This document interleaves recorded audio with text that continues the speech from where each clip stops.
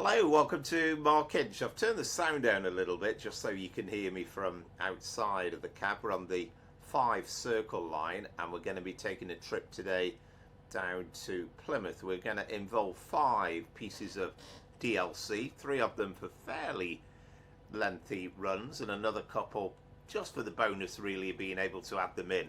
Of course, we couldn't do the whole service.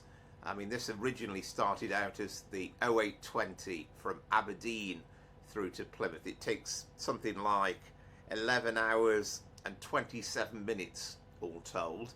For one thing, it's not possible in TSW anyway. But anyway, it's a little bit too on the long side to be doing in one video.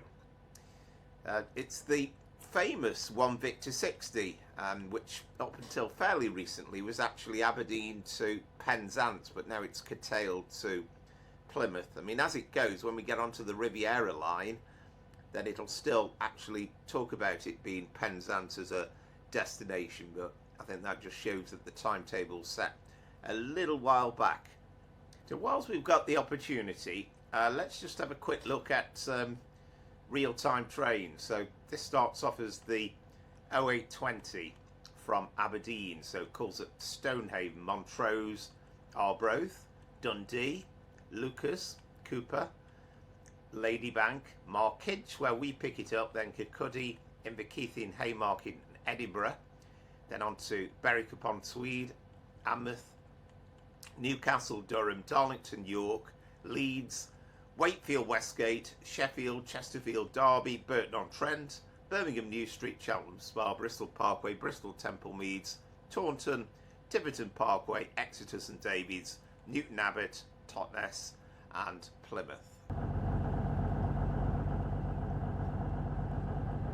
Just get the train sound set up a little bit more and let us set ourselves up in the cab. I've got a new sound mod installed. Of course, it was already very good, but this is just added 1 or 2 bits and pieces just to make it sound even better. And we'll sort out the safety systems, get the DSD on.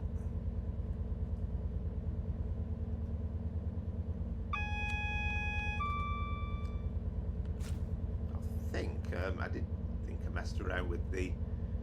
Oh, we better let some passengers on, by the way, because we are due off at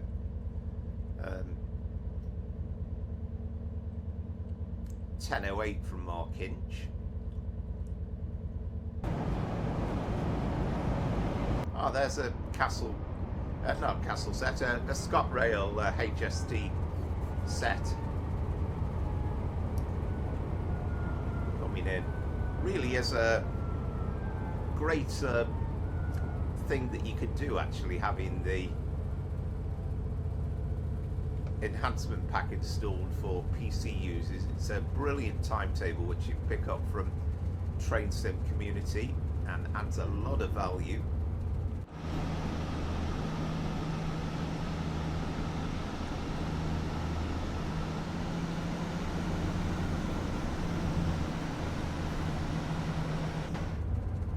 Another thing you may have noticed if you're eagle-eyed is the fact that the real service is 5-car, and this is 4-car. Now I think there are already 5-car, there's a mod, again, Train Sim community I think, which gets the 5-car unit in the game. But the problem is, once we load in Riviera line later on in the video, we are only going to be able to get 4 cars unit there. So I thought, well, we don't really want to mix and match, so we'll go with 4-car.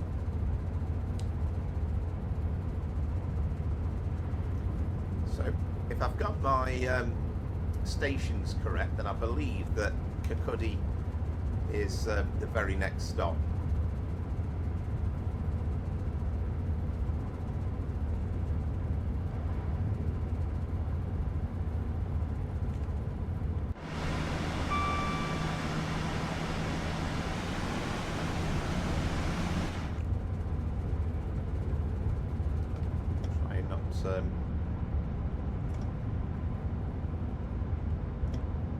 speed too much. Minimum brake on this is a lovely little feature actually. It's absolutely ideal for just dropping the speed down slightly when you feel as though you might go over the speed limit.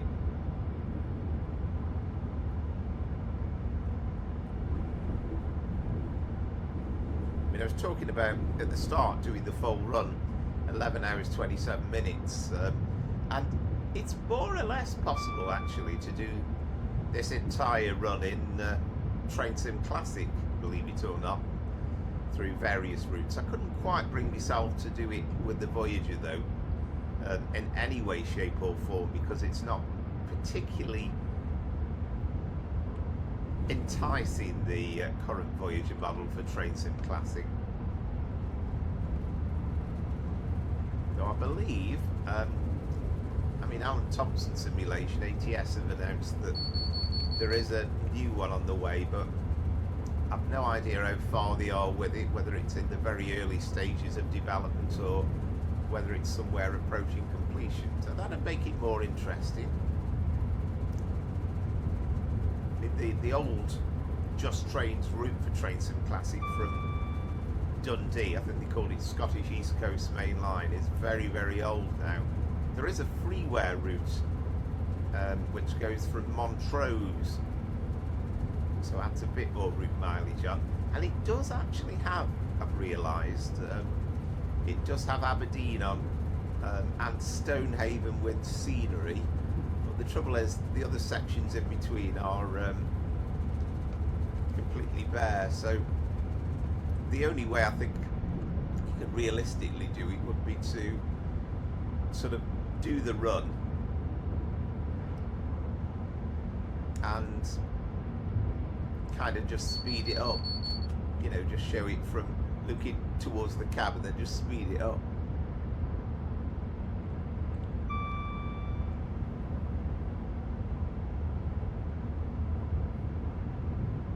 Now I have thought of one thing which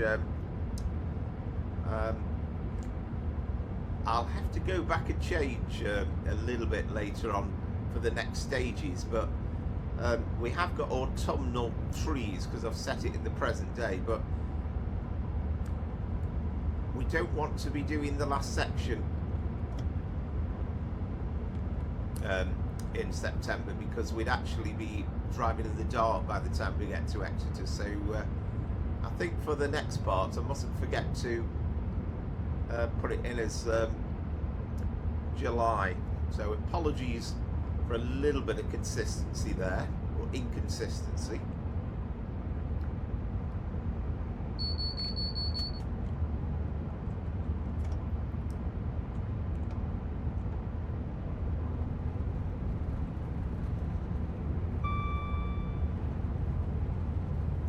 Very much hope that at some point we are going to get the announcements retrospectively added, and I've got this suspicion it's going to be subject to new timetables being done.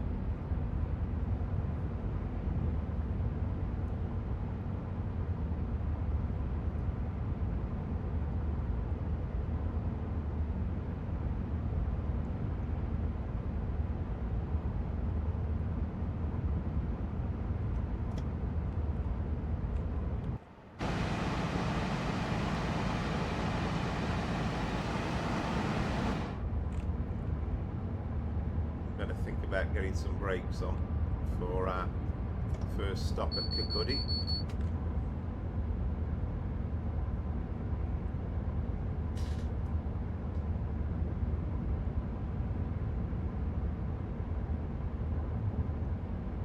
Be interesting to actually have a check through on real-time trains and find out how often this service ends up roughly on time in Plymouth, because it's still a absolutely humongous journey.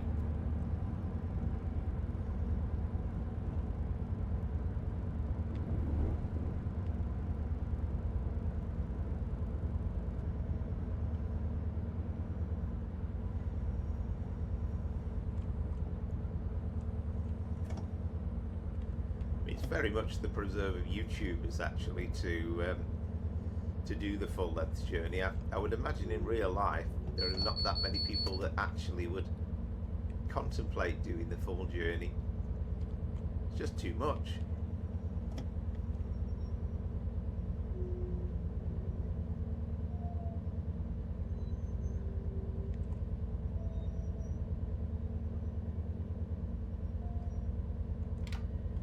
Doors open.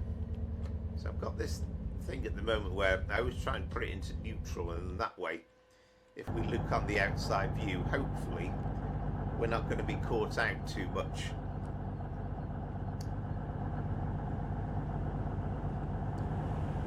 So just to prove we are at Kirkcaldy, as I always say at this point, the home of Jockey Wilson, or it used to be. Of course, he's no longer with us, but once the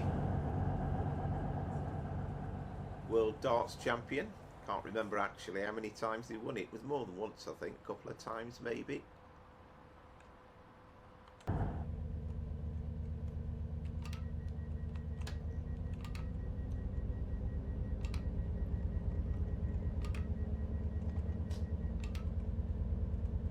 So we're slightly on the late side even now.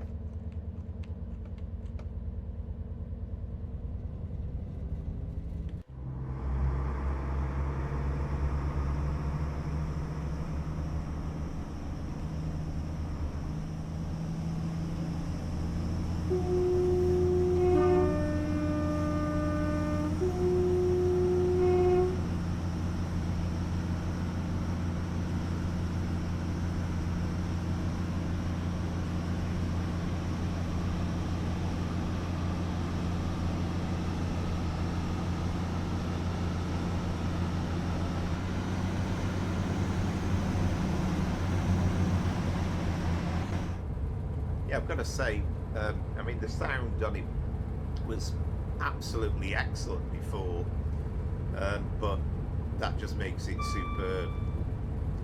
So we've got a football ground coming up on the left. It's not Kirkcaldy FC.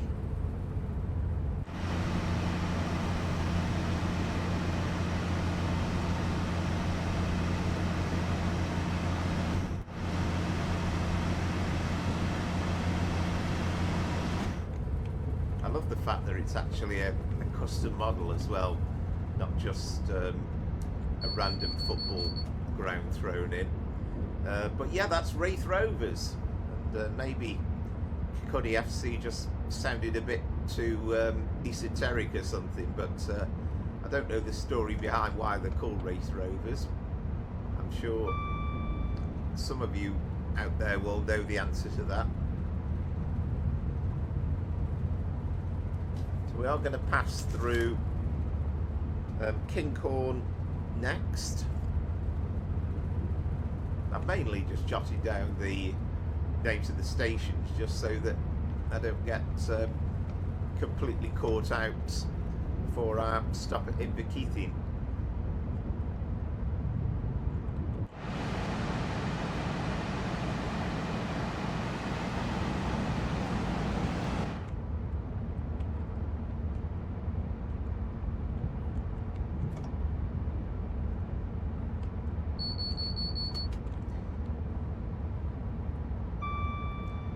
This really is a journey in terms of 158 going by the seaside. We're certainly going to start and finish that way anyway. I won't give away at this stage exactly what other DLC we're going to feature. That I'll kind of get into that as we do it.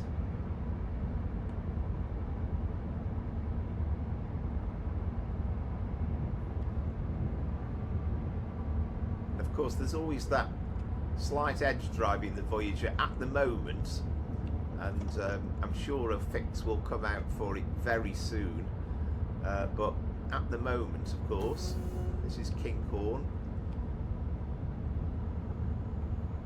At the moment, if you go into emergency brake mode, you will not be able to restart the train. You can't release the brakes, but I'm sure they're working hard on a fix to get that sorted.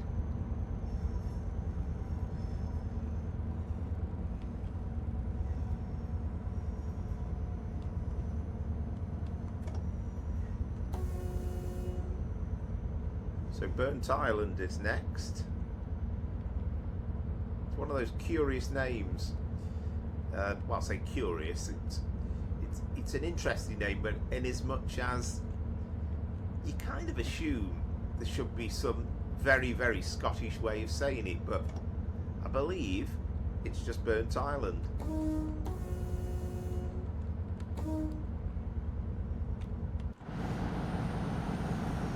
Slow at this point.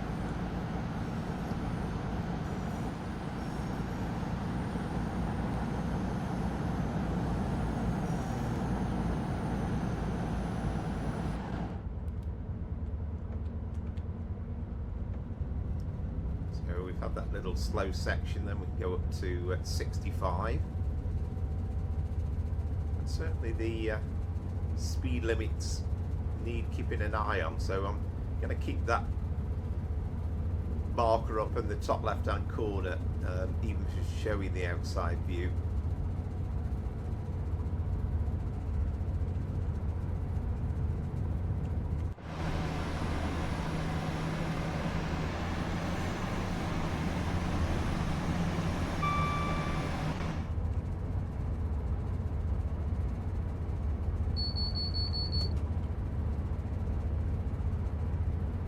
Reading in the forums today that somebody, and again these things, you know, it's certainly not set in stone, but somebody has suggested that something's popped up, that there's a possibility we might be getting another 377 possibly as an East Coastway pack in some description, and a 171.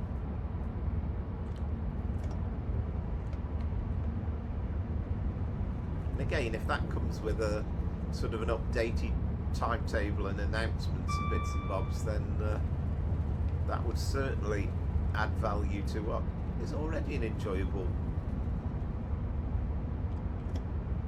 old route though.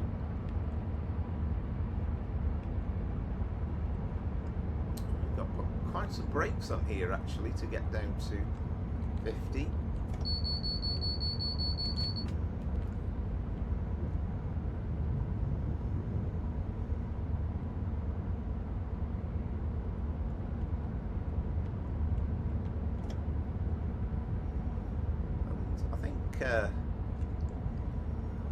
Well, I say this part of the route's one of the most beautiful, but there's so many parts of this route that are so beautiful.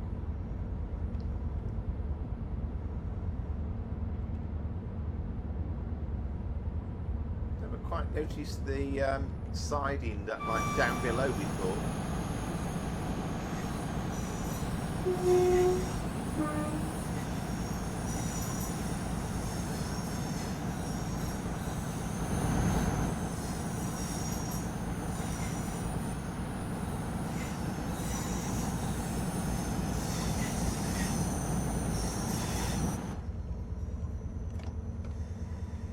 Meanwhile, we've got a bit of a climb now, so we need to kind of get a bit of speed on.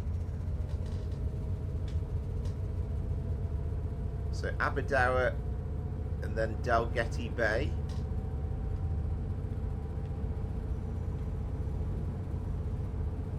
So remember that Inverkeithing is this side of the Forth Bridge.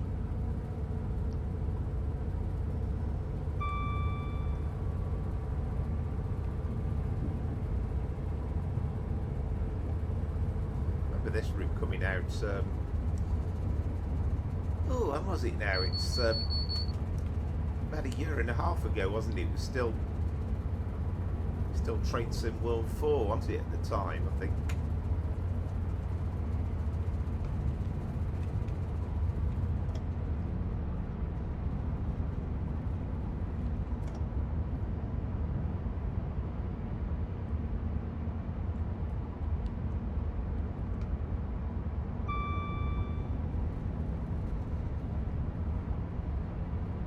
Yeah, thinking about the time of day, I might possibly cheat and keep this in sort of autumnal mode until we get to the last part, and then turn it into summer. I mean, I've got no aversion to driving in the dark, but I just know that apart from maybe the last 10-15 minutes on the live stream, then it's not really the most exciting thing in the world visually.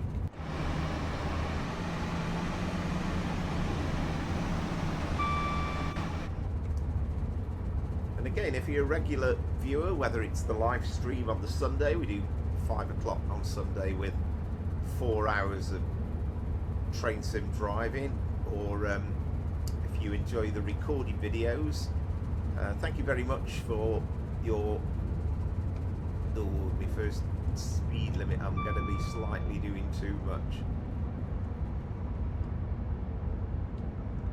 but yeah, thank you very much for your support in terms of watching. But if you're new to the channel, you've not watched before, then I'd be really grateful if you consider liking and subscribing. Your support massively appreciated, and let me know what you think. If you're either a prospective buyer or you've bought it already.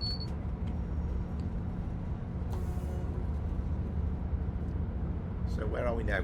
Aberdeen, isn't it? Then Dalgety Bay.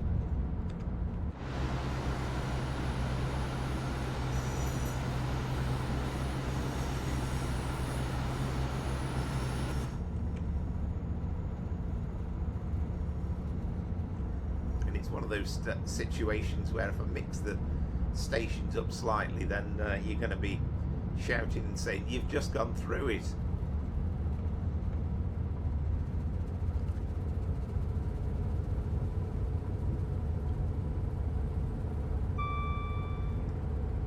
But yeah, let me know what you think, and if you haven't got it already, are you thinking of getting it? Are you impressed with what you've seen so far?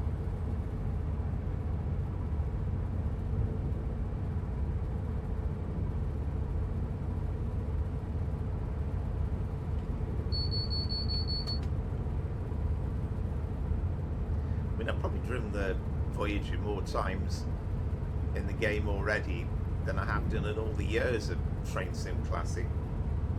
But I feel like that with a lot of the locos and DLC that comes out. You just sit in the cab and you feel as though this feels real. You could be doing it in real life, but Train Sim Classic, yeah, enjoy it. And you know, some of the stuff that's been brought out is up to a really good standard. I mean, take that Flirt as an example. It's expensive, but it's been well done. But you do still feel it feels like a simulator, and an old one at that. Whereas when you drive Train Sim World, you do really feel as though you're in the real world. It kind of does get to feel photorealistic at times.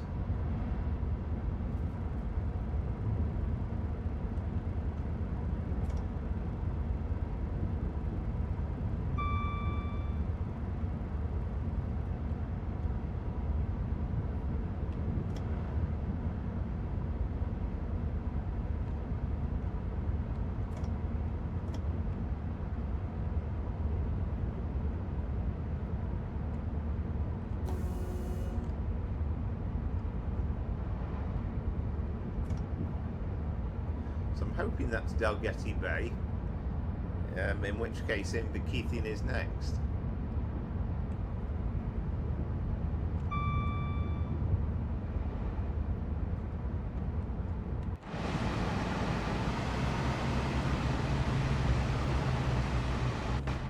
There's definitely an extra growl in terms of that engine. Yeah, you can see the station coming up, which is Inverkeithing, so we're going to descend in terms of speed limit down to 50. So we are going downhill, so excuse me, again you just feel as though you've got a tad more brakes on. Still not totally sus the handling with the brakes, but I do like that minimum brake feature, as I say, because if you just literally want to get a mile or two down on your speed limit, it's absolutely ideal. If you need to go a bit more, then tap more brake.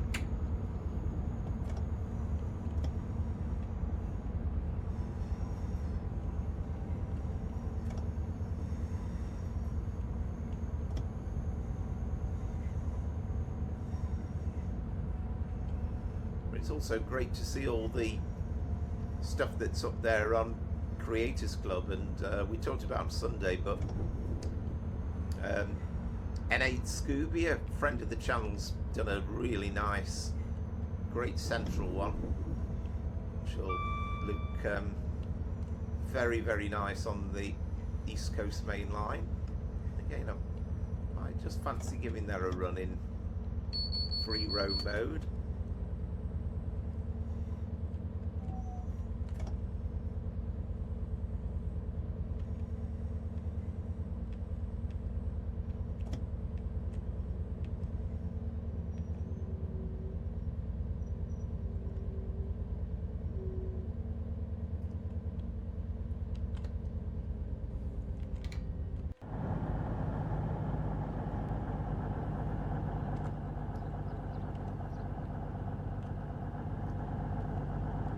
Loving autumn a lot more on Train Sim World 6 as well. I always felt with Train Sim World 5, I don't know why, but it just felt slightly not right. It was always a bit too bright, I always felt.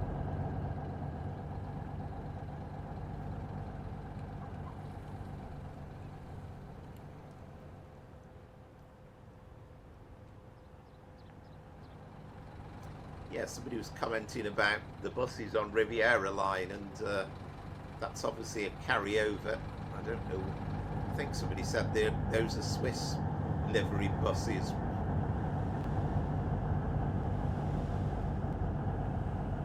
So what time are we supposed to be out in Bikini? 10:34, so we're on time. That's not bad.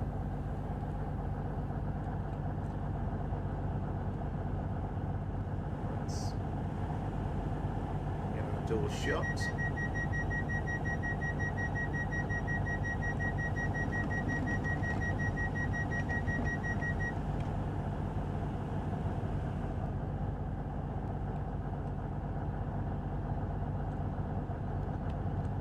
Ourselves into forward. Again, you can hear that sort of roar just before it starts, but I'll be quiet for a second and allow us to pull off.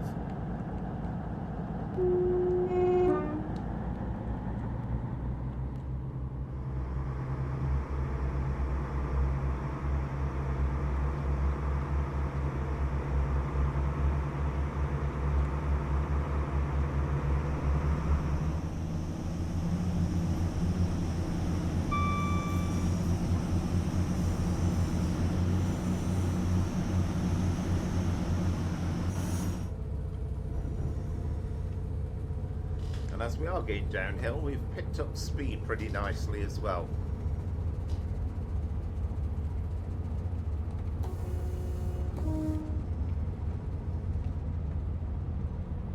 And as I like to do with these slightly longer videos, I've kind of recorded it over a couple of nights.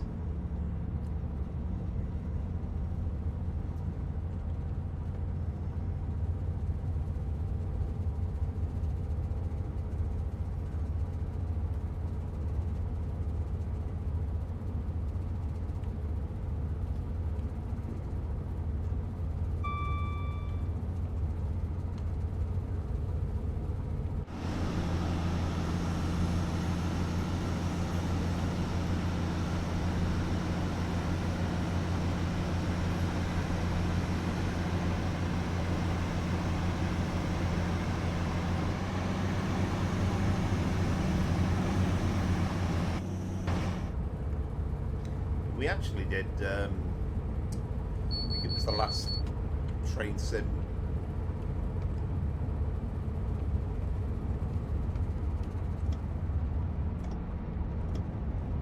Train Sim World 5 stream, but we did a run from Edinburgh to Markinch in the cross-country liveried HST.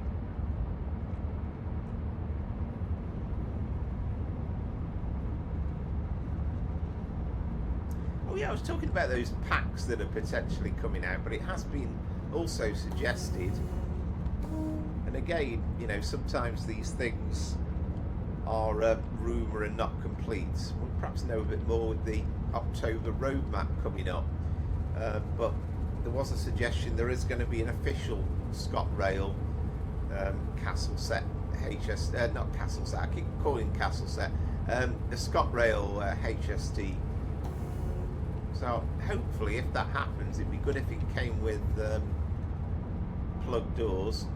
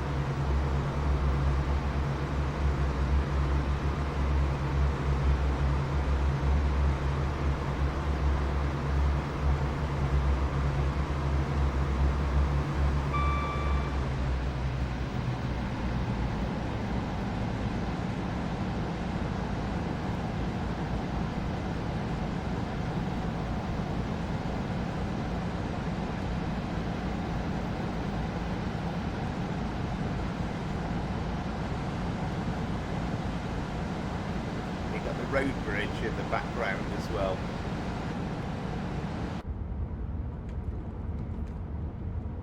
Yeah, just thought I'd allow you a chance to see that without any words. I don't think you can add to the splendour of that, can you, going over the Forth bridge.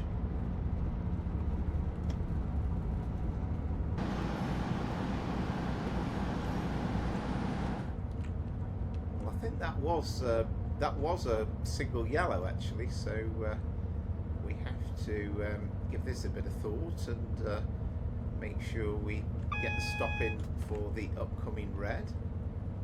That's one of the perils of actually driving in timetable mode. Well, in free roaming timetable mode anyway.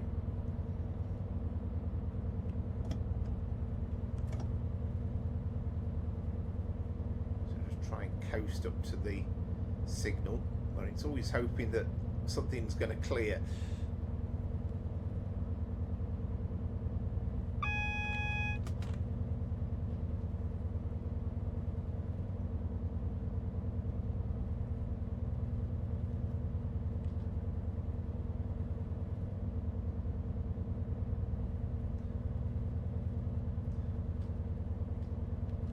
I was kind of hoping that the signal mod would actually make it really clear the difference between yellow and red, and I've reached the conclusion I'm not totally sure. But when you get it quite close to it, it does look red there, I think. So go into neutral for the moment. As always, it's worth kind of having a look and see if we can work out what our issue is.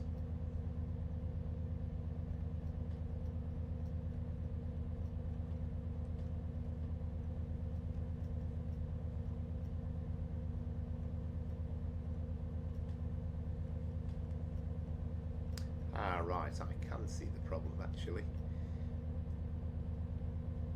We need to add a waypoint in.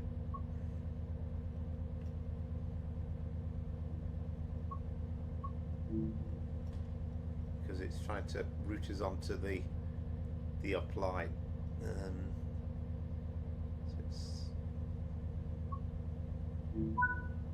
there we go.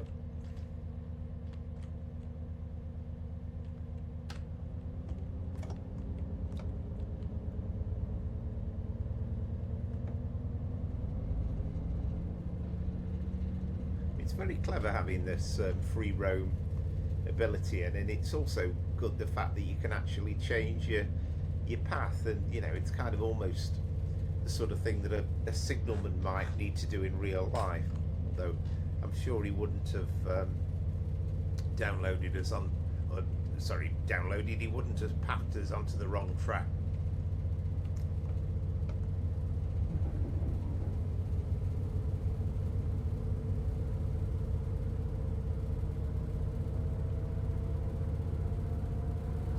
Potentially for the first time in the entire journey, we've got 100 mile an hour set up as the speed limit.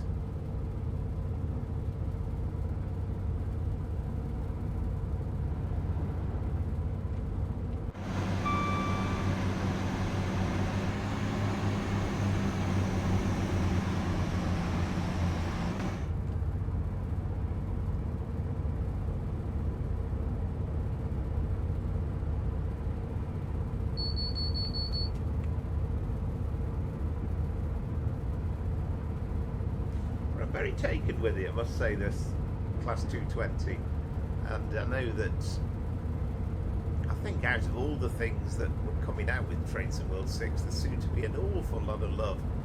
I mean, last year it was the Pendolino that everybody was really excited about. This time around it seems to have been the Voyager. I mean, there's not just that, mentioned the Grand Central, I've got the Great Central earlier on, livery that Scooby's done, but we've also got already the original livery that was done on that obviously they came into being on Virgin trains, and there's the Avanti livery as well. It was until very recently used on the Chester and Holyhead services, and some services out of Birmingham occasionally, I think.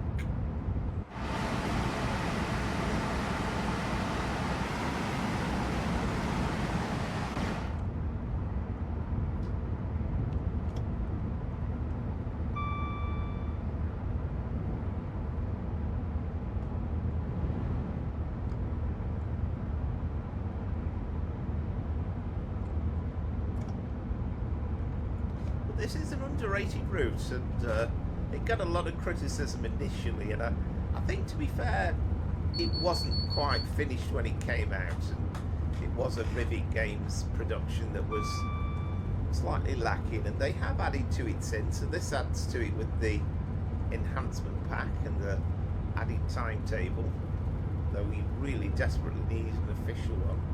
But maybe, just maybe, if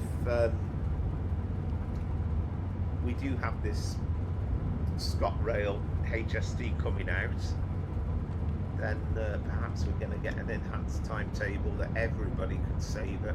I think that's Edinburgh Gateway for the airport, isn't it?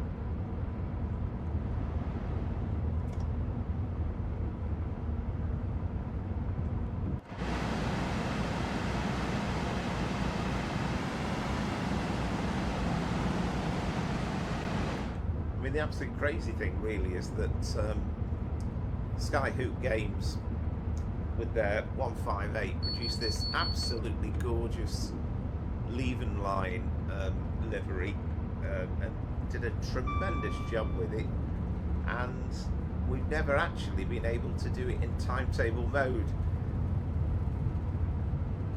on a leaving line service.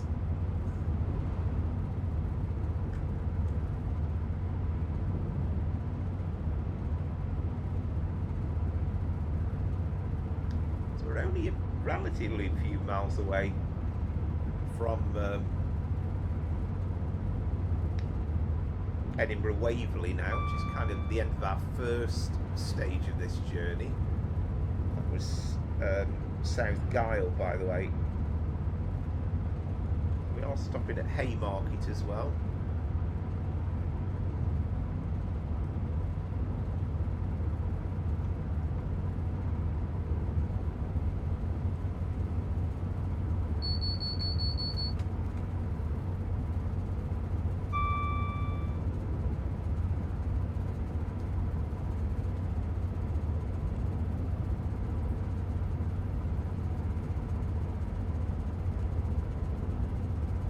Got the electrification wire. This is for the route from well, it's partly the Glasgow Queen Street route, but also you've also got the junction as well from Carstairs as well, from the West Coast Main Line.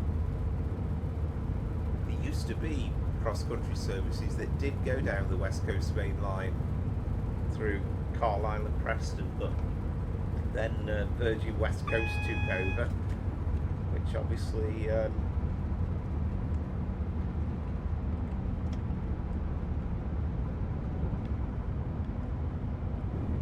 Avanti then continued with.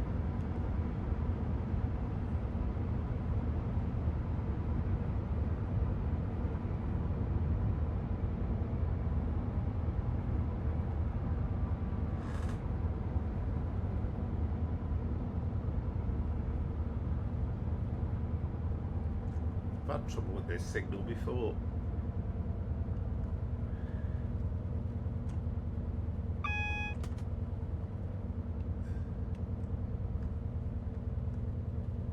We've got in all the rush because of the worry over the signal, I didn't have a chance to show you Murrayfield Stadium.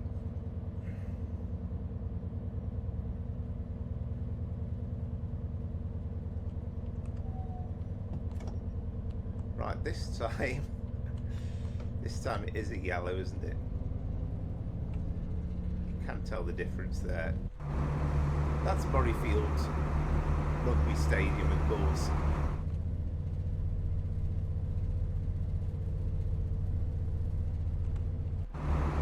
And Murrayfield Depot as well. Good to see it looking so busy.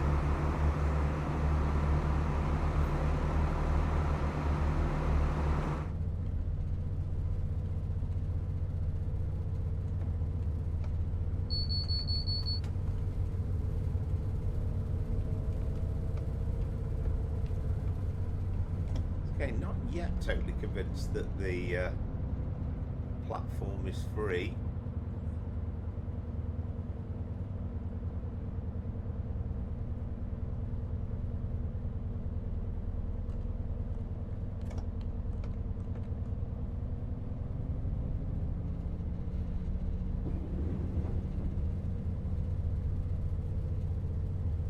Got the ScotRail 170 coming away from us.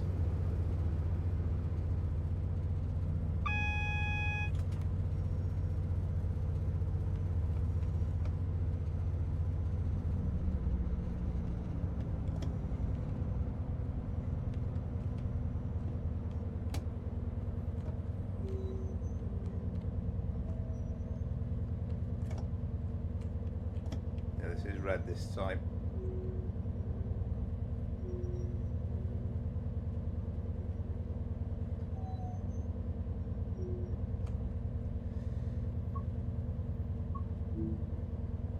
Right, so let's go into neutral. And let's have a look what's going on up at the platform.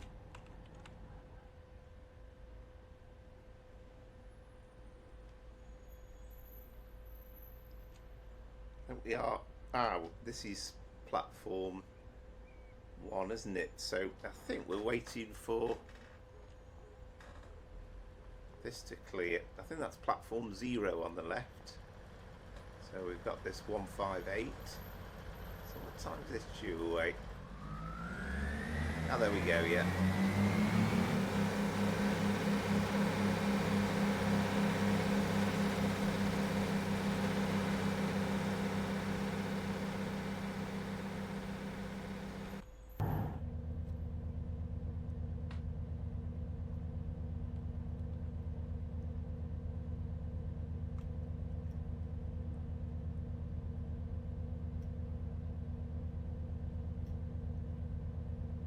Yeah, we couldn't quite get that to work. Right, there we go. That's changed to yellow, and also you can see that we are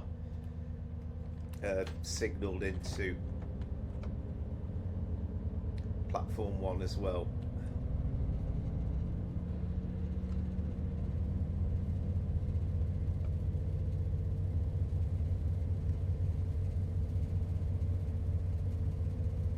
And again, you just have that feeling that you suspect that there must be many, that must be one of those signals that's got a little bit of a spam warning about them in real life, because you would really imagine that there is many occasions when you're held just outside a Haymarket as well as Waverley itself.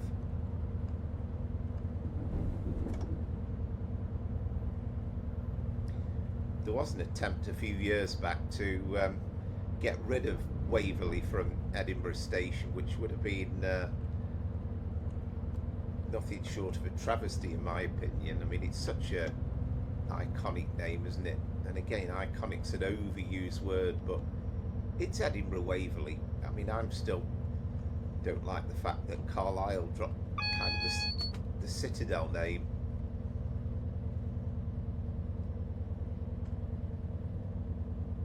But it's particularly necessary in Edinburgh because you can argue, well, this is Edinburgh Haymarket. You know, we've had Edinburgh Gateway.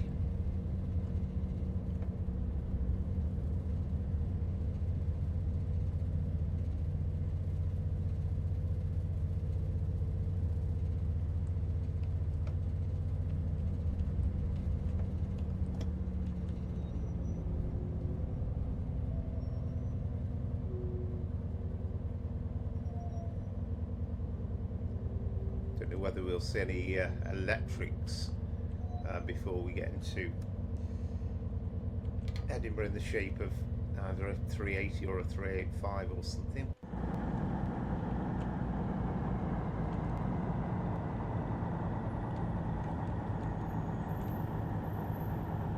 It would have been nice if we could set the destination and properly have Plymouth on the front. I mean, we will have, it'll say Penzance on the front when we do the Riviera line section of the route.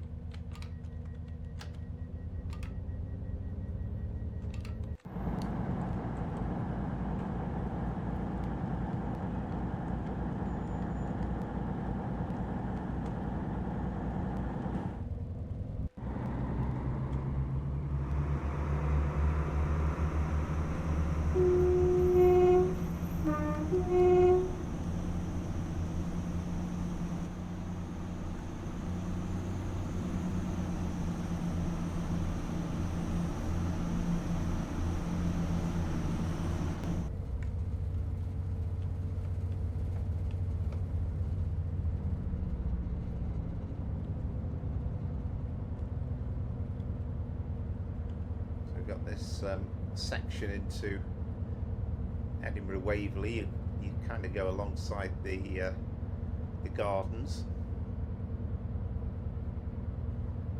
and then you've got Arthur's Seat and Edinburgh Castle, and all nicely modelled as well. You always used to get horrible glaring effects with the signals, but not sure whether they've been fixed actually.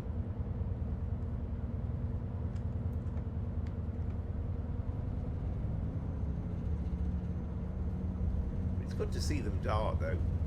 So, I mean, sometimes we've had tunnels in Trainson World where it's been too light.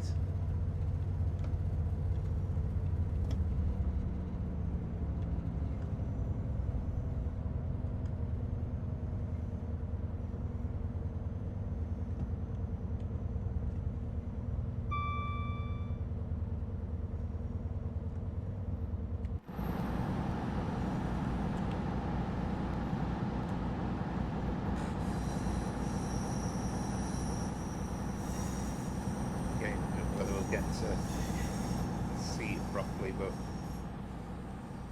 you've got Edinburgh Castle up there.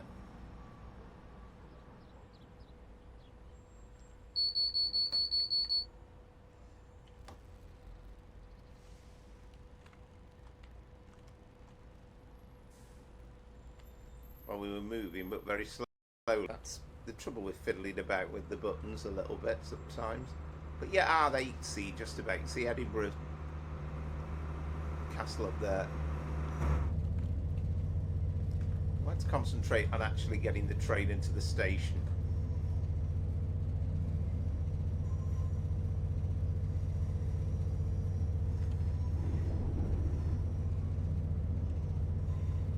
It is a gorgeous city, Edinburgh, well worth.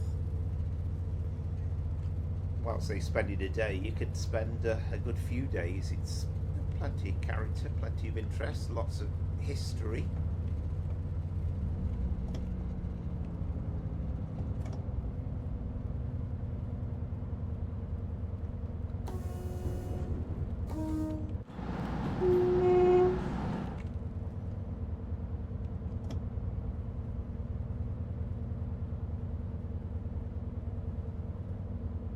Yeah, we are signalled into the platform, aren't we? So should be platform 2.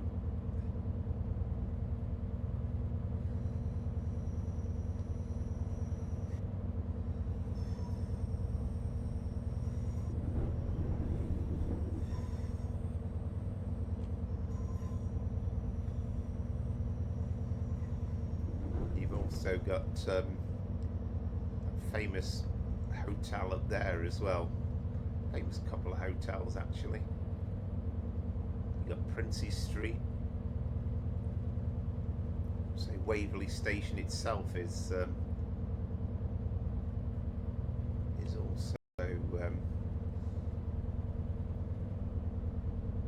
thing of beauty.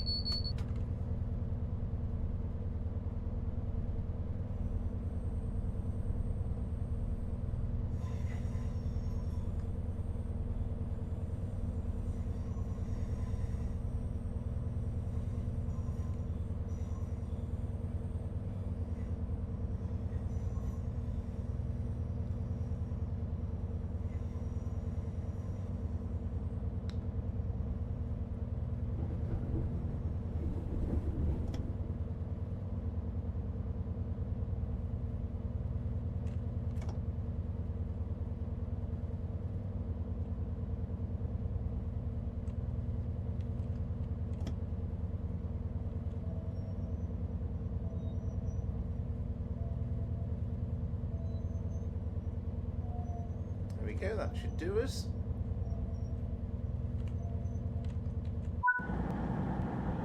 So we've reached Edinburgh Waverley. Let's open the doors. And see if we can have a quick look out, but we're locked up a little bit by the station roof at this point.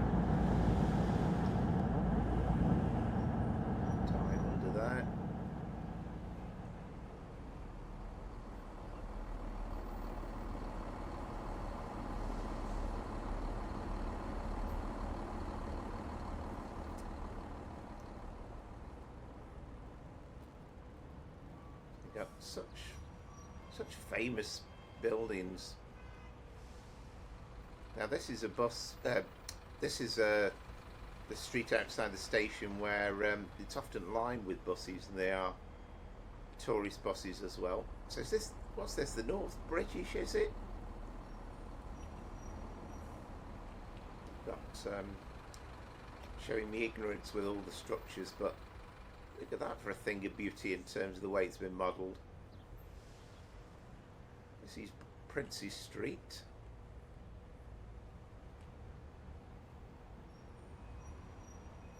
Again, you're not really supposed to get up here, are you? But the trams run along here, of course, in real life nowadays. And then you've got the gardens down here, and you get a better view over there of Edinburgh Castle in the distance up on Arthur's Seat.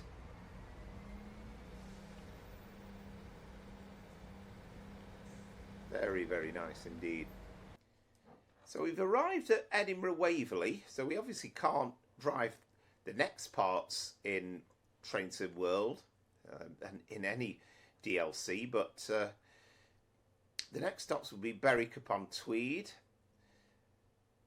So we're kind of getting into England now. Anmouth, I think it's pronounced, I hope I'm saying that right. Newcastle, Durham, Darlington. Okay, Darlington's technically in the game, but it's not kind of in the modern era, so we'll skip that out. York, Leeds, Wakefield, Westgate.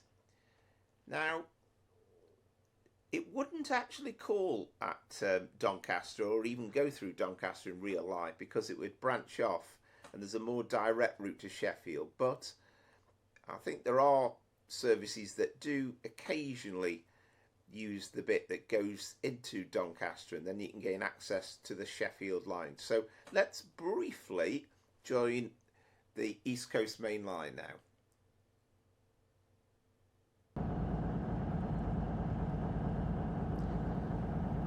So we're on a section of the East Coast Main Line. We're just north of Doncaster Station, and we're just waiting at the moment for, well, I was going to say for clearance, but I think those two markers indicate that we do actually have the road.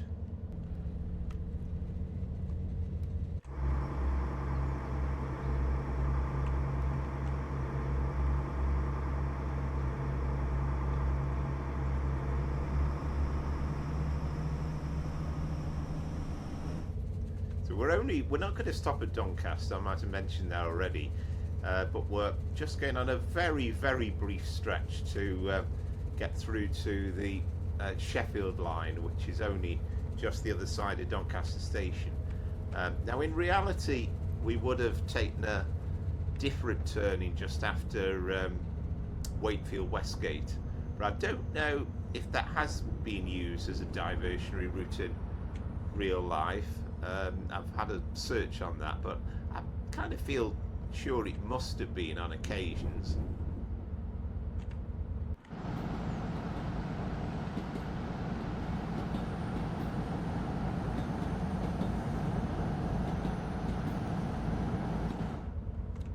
I know that there are direct services that stop at Doncaster that are cross-country, that go from York through to Doncaster, and then would take the Sheffield line.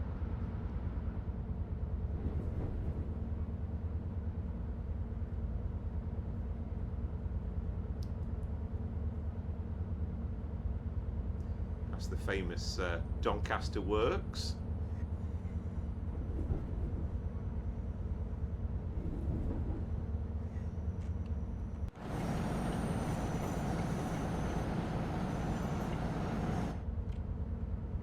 And we've got an Azuma waiting in the platform. I think that would be on a southbound King's Cross working.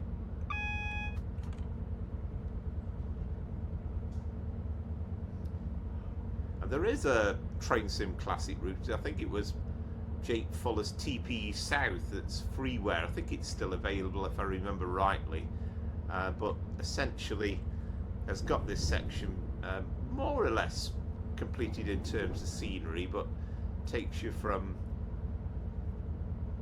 Doncaster through to Sheffield. Of course, we've already got Leeds to Doncaster in Train Sim Classic.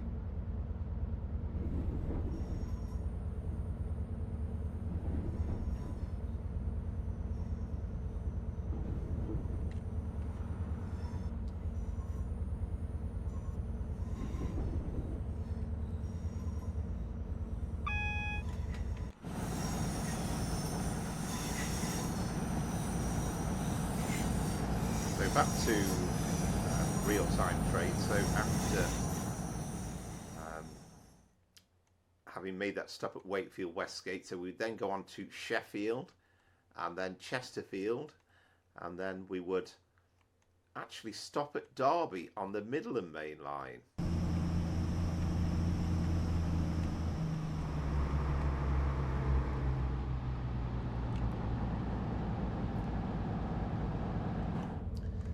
I'll be honest with you, I was hoping to do a little bit of a longer stretch into Derby by a few yards, but the invisible barrier was in place, and I think actually we used to have a mod on the Czech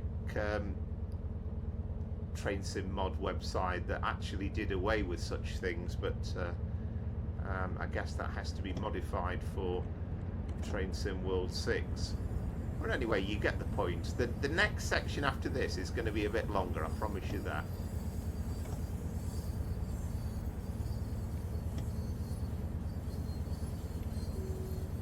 We are going to make the stop at Derby at least, at platform 2.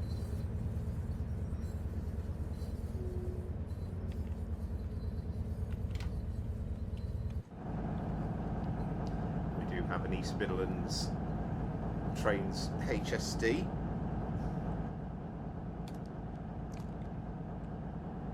This was the scene very recently around here at Litchurch Lane of the Greatest Gathering.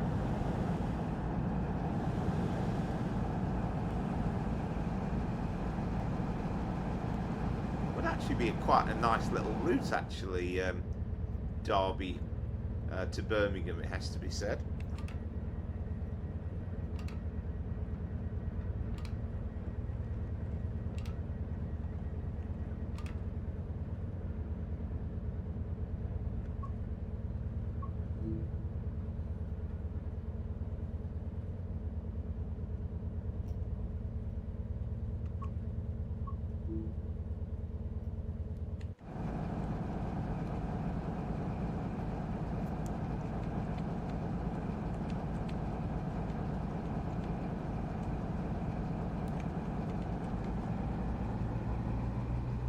We are en route to Birmingham now.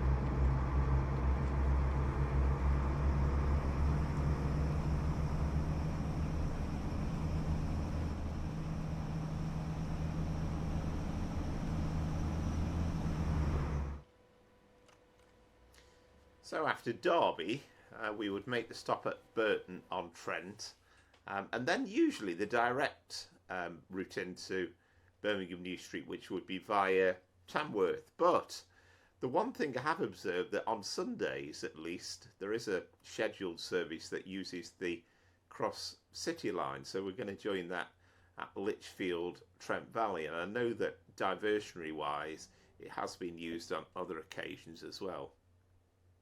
And there is that at least one service that is scheduled every Sunday.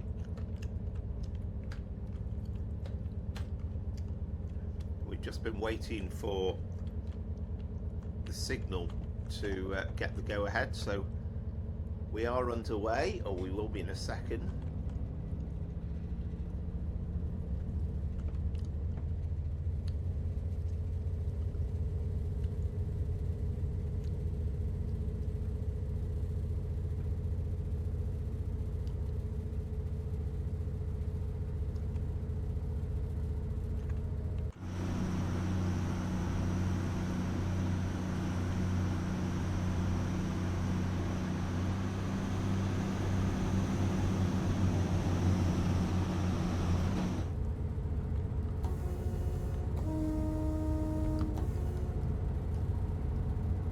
What's kind of going to be really interesting on this section is how often are we going to be held up by 323 services, and I would imagine that's the biggest headache, trying to route these services through, even occasional as they are.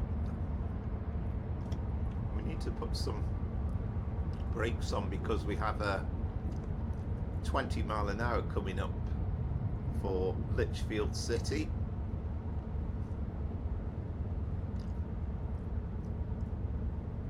So I've added in the additional stop ultimately at Bromsgrove, where we will finish this particular part of the scenario.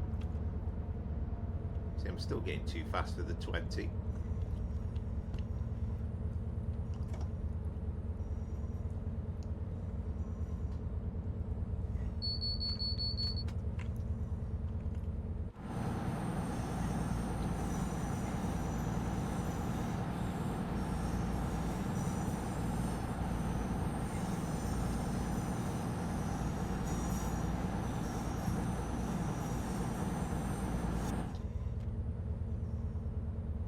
So this is the fourth piece of DLC that we've used. I know parts 2 and 3 were very, very short indeed. But so this is a bit more of a lengthy run, and then of course part 5 will be the Riviera line. After Bromsgrove we'll pick it up again at Exeter, St David's.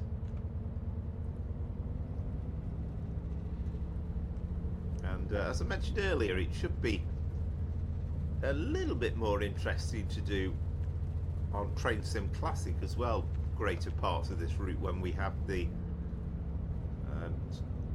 new Voyager coming out. And it has been done by Imbue Studios as well, who worked with ATS before, I think, for the Class 185, and we know that's a class act. I mean, the only thing that we don't really know, has to be said at the moment, is exactly what coming soon means. I mean, that could be over the next couple of months or so, or it could be quite a long way off yet.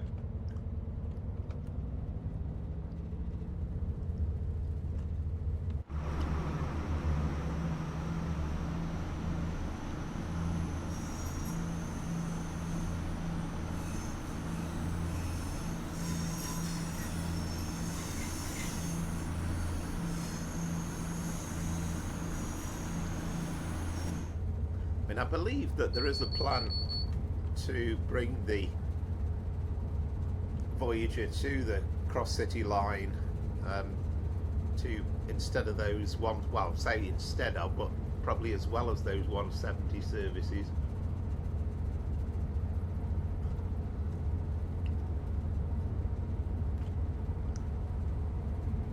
But I think those will be just from Birmingham New Street. I don't think you'll be doing this diversionary journey that we're doing. This would have come from oh, excuse me, sorry. This would have come from Ulruas, which you might have heard of. It's where the Arboretum is, the National Arboretum.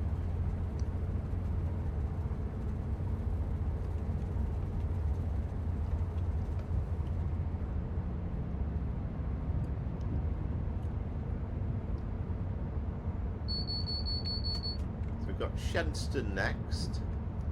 Of course, the stations will come up thick and fast, but if we manage to get a free run into Birmingham New Street, I'll be really amazed.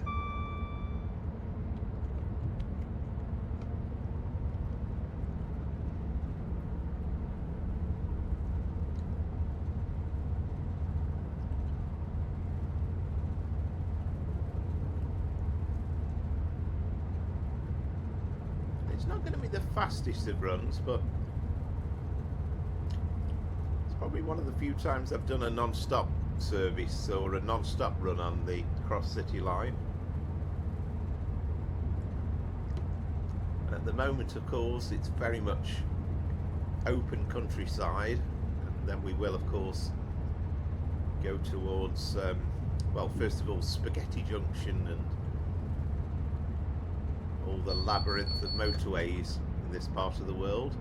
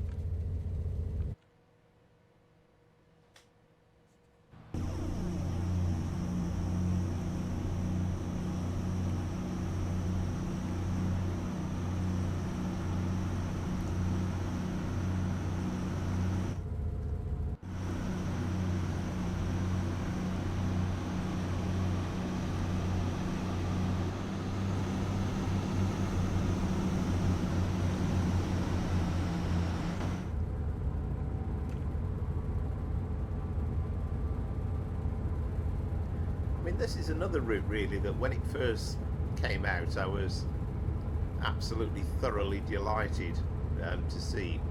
It's always seemed quite a fascinating little line, but just going into Birmingham New Street, just having the 323s was rubbish really. So now that we've got this added timetable, of course we've got all the Pendolino services, and now with sort of 170 West Midlands Railway and cross country 170s as well as this, now it's going to be really busy.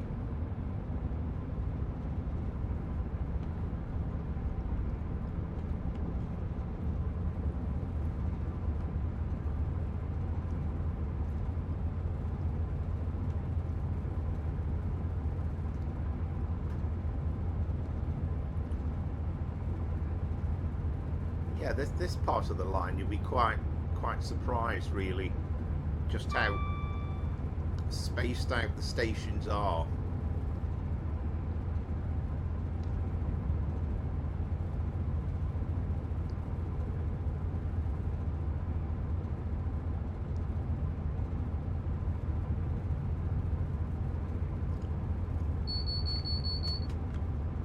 You do kind of feel as well, you do get a distinct impression that this part of the route, I won't say isn't 100% finished, but you felt there the foliage just seemed a little bit sparse and the way it was laid out slightly.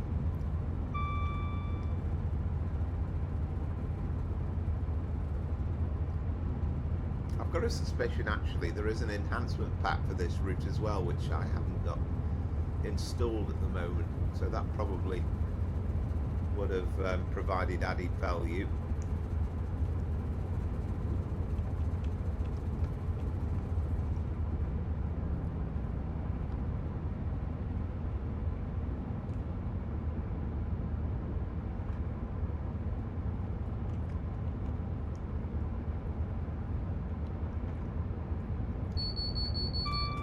But I assume the direct routes from Burton-on-Trent through Tamworth and I think it's Waterorton, is it, into Birmingham New Street, I presume is a much faster journey. I mean, miraculously, by the time we get to Exeter St David's, we are going to make up the time.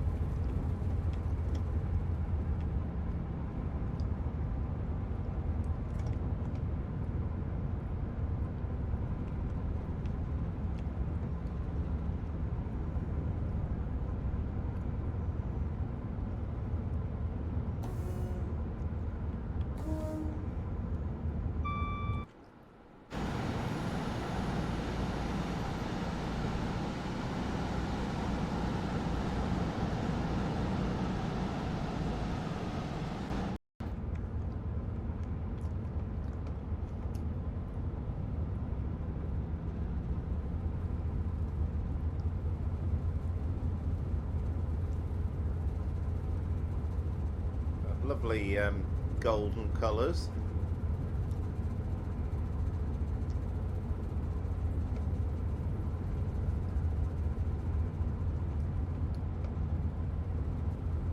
We'll speed up a bit here, can't we? Because it's actually 60. It's slow enough as it is without actually going towards the speed limit.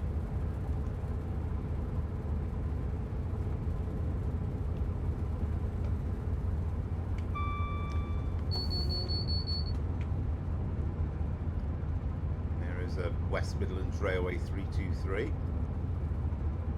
Of course, that's where this unit first was released for Trainson World.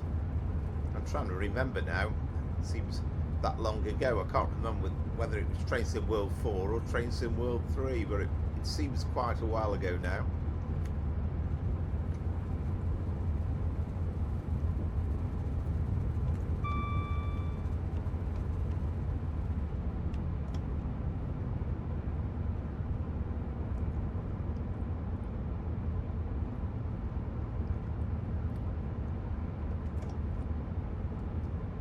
another speed reduction coming up.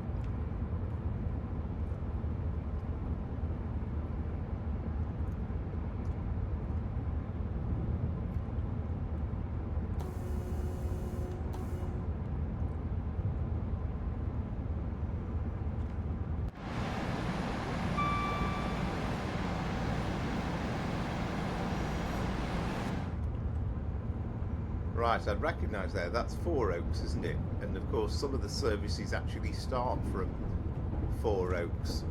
So we kind of lost track of the stations a little bit, but we went Lichfield, Trent Valley, Lichfield City, Shenston, Blake Street, Butler's Lane and Four Oaks. And then we do slow down quite markedly for Sutton Coldfield. That's on a bend.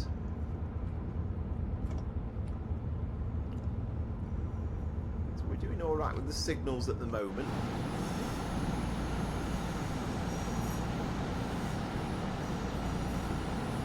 Again, we are downhill, so trying to take advantage again of that minimum brake. And the 35 is just after the next signal. So presumably, if we put the brakes on about now, we should be able to get down in time.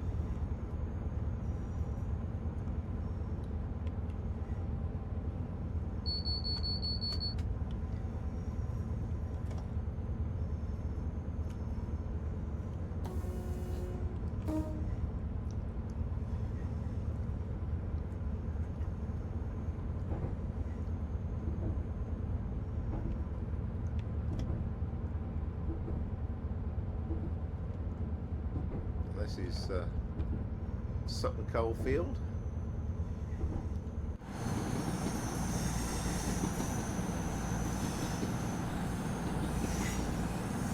A lovely old canopy and classic feel. You could somehow just imagine steam trains going through there.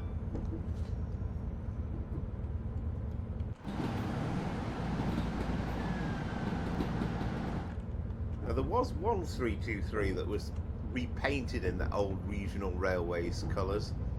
Again, the slight issues with the Creators Club, the fact that we have that reskin installed might mean that we see it several times. I don't have the official 323 that was released in that. I can't remember that it was a new developer that brought that out, wasn't it? But I never actually purchased that. So we've next got Wild Green, Chester Road, Erdington, and then we kind of come to an interesting section because it's the branch to Walsall and Gravelly Hill, and of course Gravelly Hill, the Gravelly Hill interchange is the more commonly known as Spaghetti Junction, of course.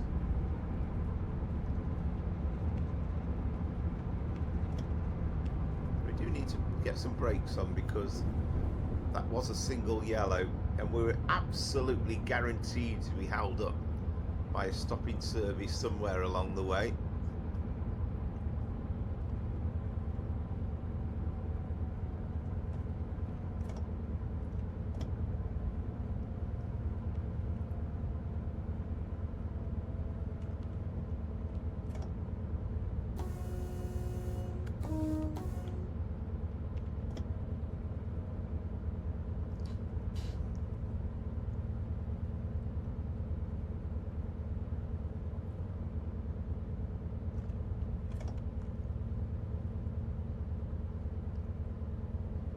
And you get stations that are just slightly unusual but very, very distinctive for the area.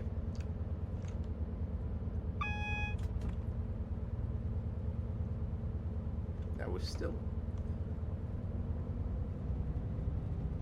yellow. That's definitely yellow.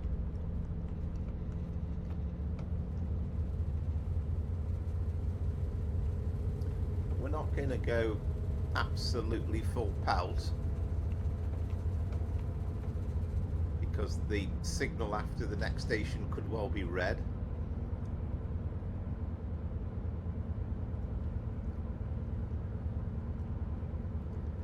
But I remember all the interest about this route when it first came out, and they had a lot of assistance from Daisy, I seem to remember, who's involved in, well, I think she's a conductor with West Midlands Railway, so I think she personally recorded a lot of the sounds that they used for the 323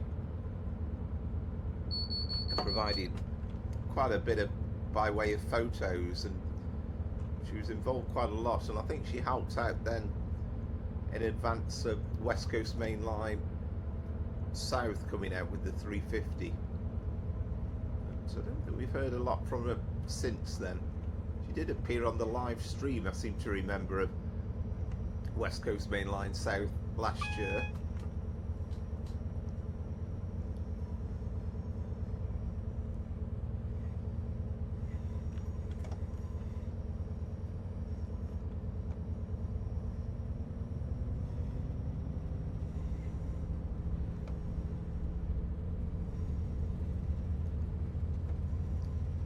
You kind of feel as though we've got a train in front of us, and presumably it's stopping at all these stations, so there is absolutely zero point in hurtling away too fast at the moment.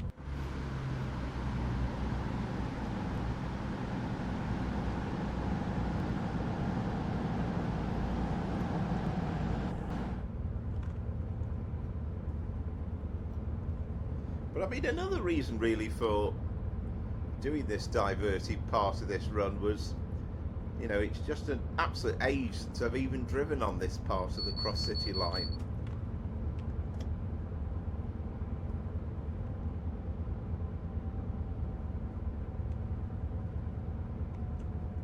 And I will say, it's, in some ways, it's marginally boring to do a full-length journey.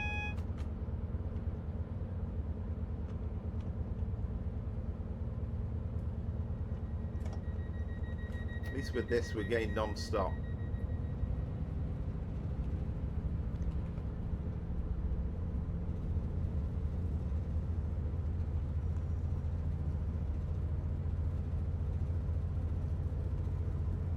And there is one bonus as well, because when we get the all aboard studios route from Crewe to Birmingham New Street,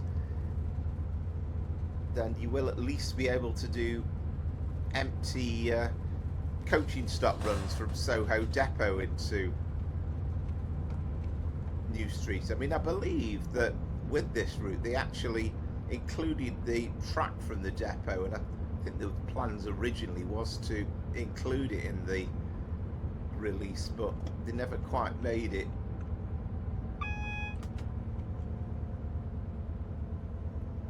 I kind of feel as though this run of yellows has got to end at some point.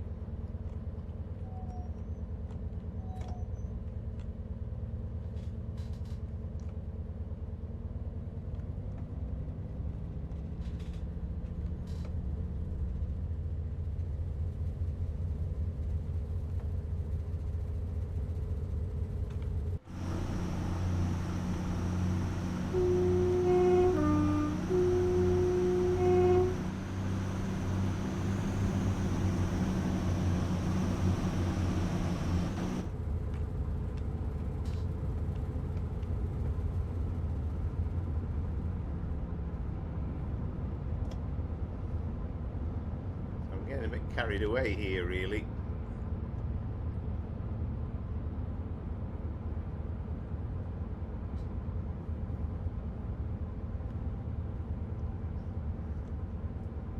Because again, you always have to be very, very, very conscious when you have just gone through a yellow signal that the next one could be red, and the last thing I'm sure you should ever do is go hurtling towards the next signal.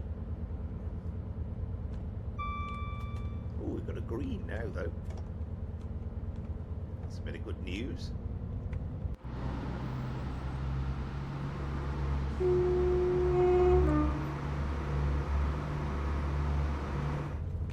think this is Gravelly Hill, and so I was commenting just a little time back, but officially Spaghetti Junction is actually called the Gravelly Hill interchange, but I think a local journalist, when Spaghetti Junction was finished, went up in a helicopter, looked down on it and said, oh, it's more like Spaghetti Junction, and the name has stuck forevermore.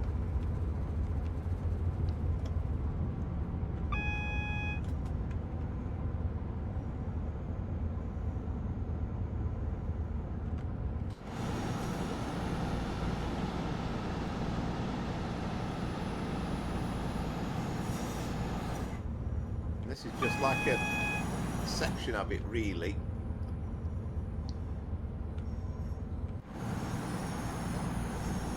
But good to see there is cars racing through it as well. Of course, it is one of the busiest sections of motorway in Europe.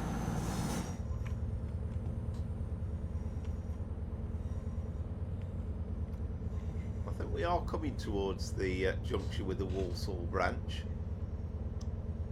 That'll be a fascinating little route to have in as well, because you have all the huge yard at Bescot. So we offer kind of great opportunities for freight as well as for passenger workings.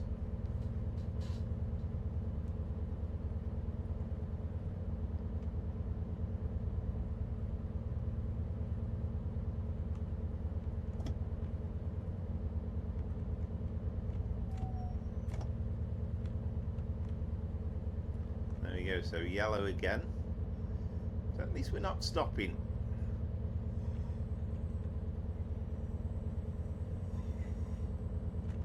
And you got another section of motorway as well.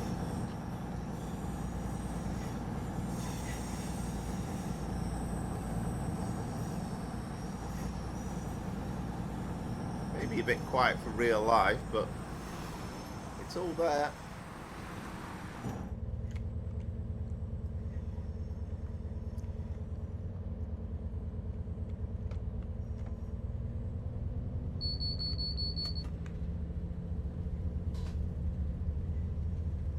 Always the concern at the moment driving this Voyager that you don't want the emergency brakes to go on, because if you do that then you will not be able to get it moving. I'm hoping that very, very soon, I'm sure DTG will release a patch to fix that. That is absolutely imperative.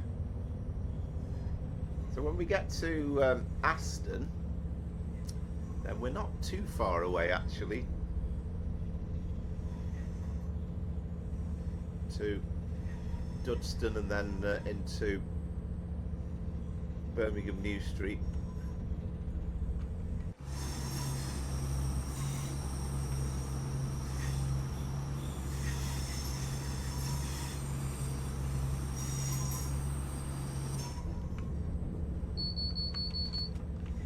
There you are, you see there's a 350 on a Walsall service, which again was not included on the original timetable. Right, so we've got double yellow there. See the whole array of buildings.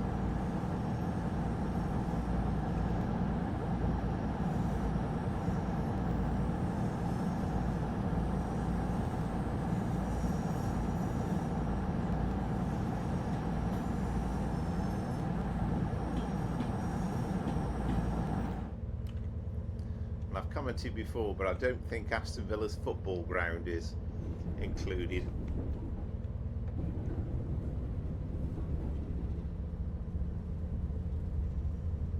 So at this point it'd be nice to find that the reason for our adverse signals was perhaps a freight going off. I think that line that we just passed on the left would have taking you to, I think it's Stetchford, and then that takes you on towards Birmingham International and Coventry on the West Coast Main Line. Of course, there are cross-country services that do actually go between Birmingham New Street and Birmingham International, Coventry on towards Leamington Spa, and then Banbury, Oxford, Reading, whereas this particular one would go off towards Bromsgrove, and then after that would take the line down to Cheltenham Spa. But we'll kind of revisit real-time trains when we get to New Street. It's green, I think, isn't it? Maybe we'll get a little bit faster running into New Street now for the remaining section.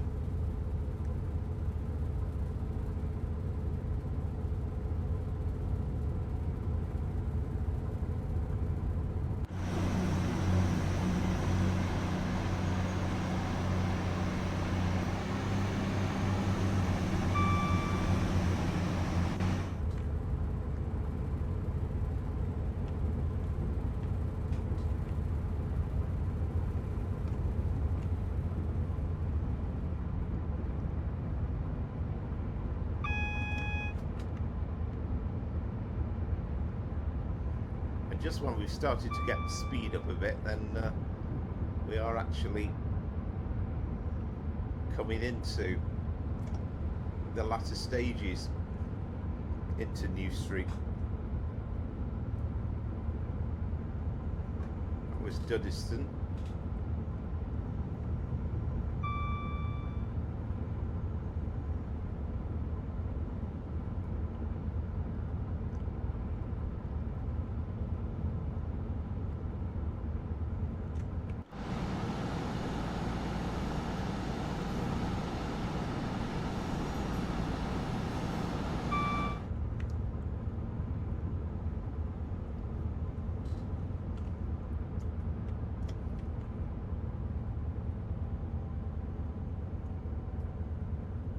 Going to suddenly swoop down onto the West Coast Main Line. I was going to tell you the name of this junction, but it escapes me as I'm no, it's Proof House, isn't it? Proof House junction this is. It's just come to me.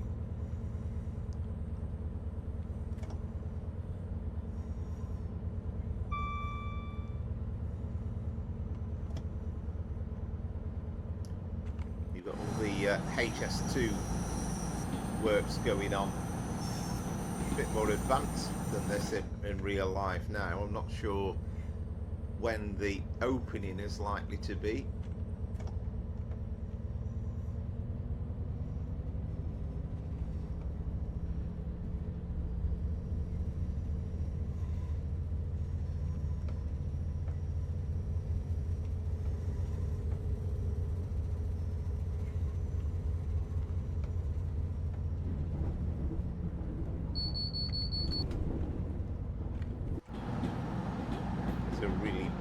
Interesting piece of railway though. Sort of again very enclosed, and you can see the rotunda building in the background. You've got Birmingham Moor Street, which will pass underneath.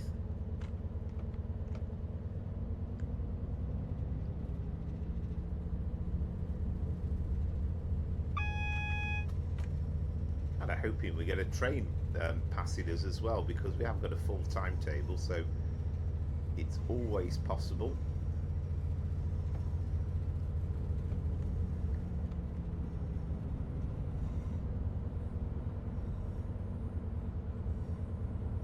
And hopefully when we get to New Street itself, we should get a little bit of busyness going on. Now we've got one coming out, I think.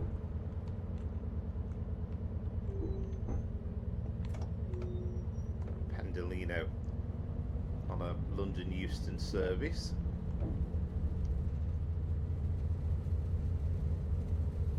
I'm being a little bit cautious with this 10 mile an hour coming into the platform. Problem is, I'll probably go over the 10 and then miss the 10 mile an hour.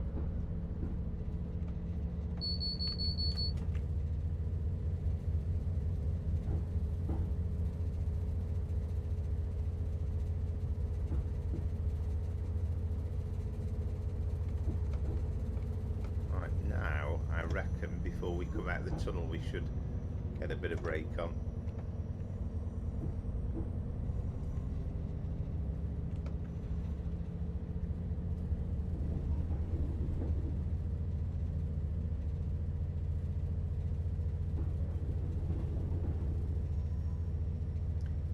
So we are timetabled into platform 11.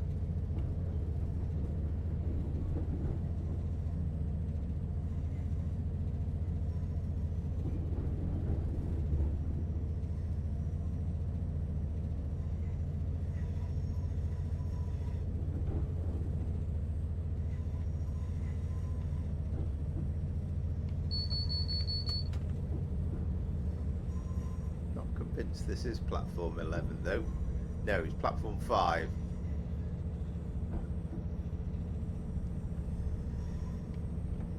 Oh well, that's something along the lines of resetting and adding in that waypoint, I think, just to make sure we got going at the start. Never mind.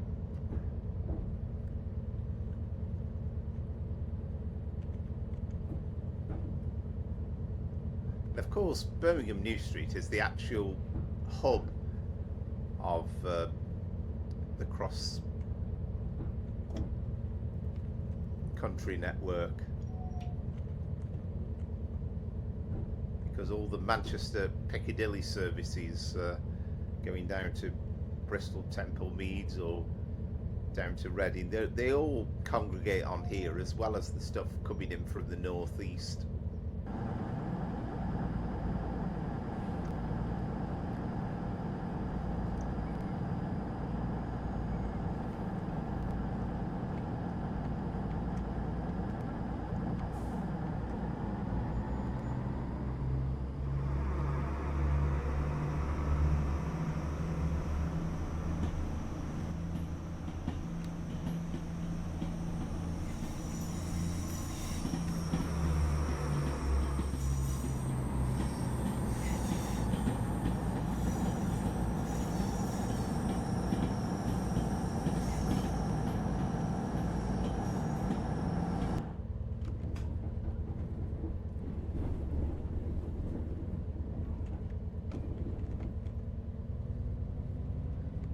Hopefully, fingers crossed, we're going to get a clearer run. Of course, it's quite tortuous, the departure from New Street.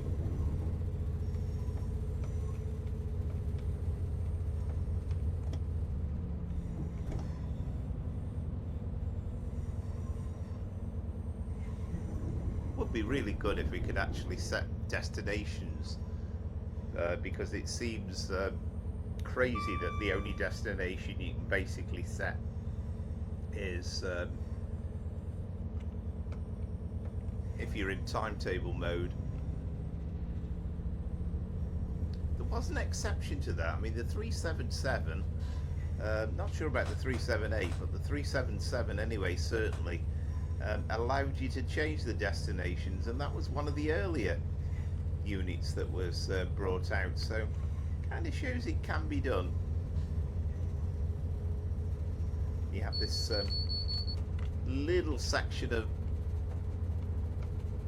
tunnels, and we are gradually getting our speed up. So we're only 12 miles to Bromsgrove, so we'll be there in absolutely no time.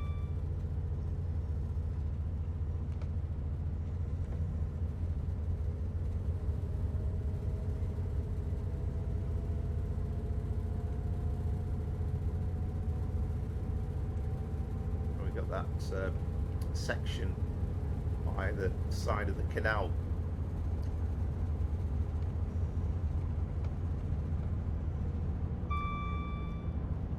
Of course, when we go through sort of university as well, you have the Queen Elizabeth Hospital and you've got the university grounds.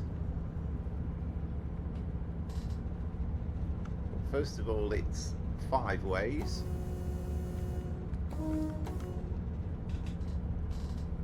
Then it's University, Salyoak, Bourneville, Kings Norton, Northfield, Longbridge, Bark Green, and then Bromsgrove. And of course we will be going downhill on the Lickey Incline, which is an absolutely humongous climb, really. Or well, it'll be descent in our case. And back in the day they used to use banking locos.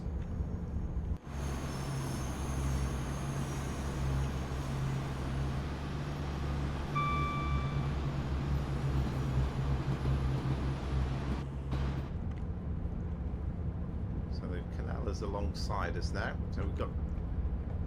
So finally we've hopefully got a clear run. We've got 50 mile an hour, and there was, I did spy, I'm sure, a cross city line 323 in New Street, but hopefully the signalman has given us the road ahead of that, and we might just get a clear run to Bromsgrove.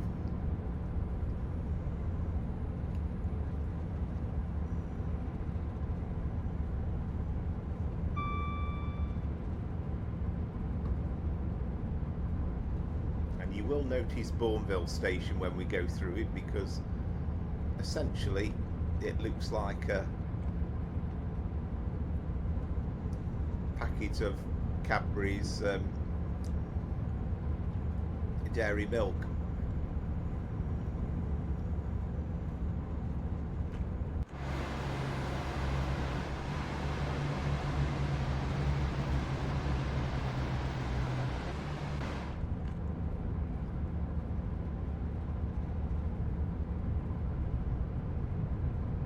Of course, the ironic thing is, I mean, it's reasonably slow on this section, and of course the bit that we aren't doing between Bromsgrove and then down to Bristol Temple Meads would be relatively fast.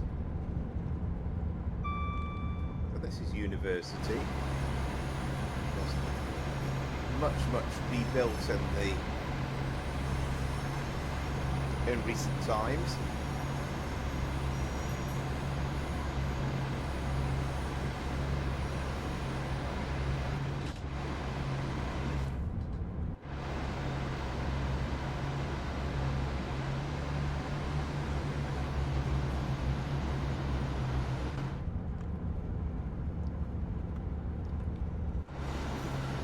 You can see the hospital in the background. Looks like a cruise ship always to me.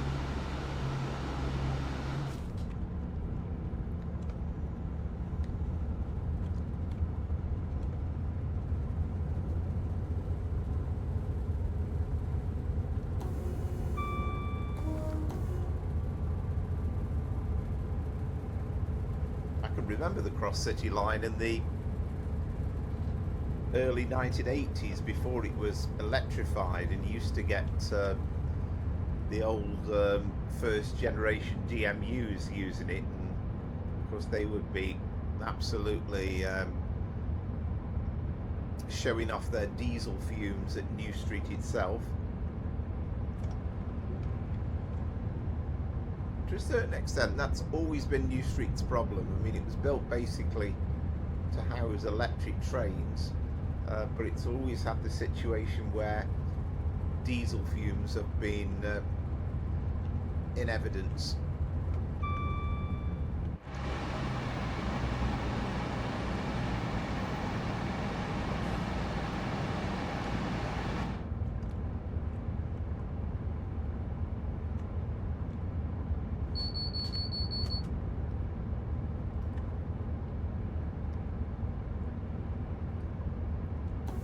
So here's Bourneville Station. As I said, there's the Cadbury's Dairy Milk. And very nice job they've done with all the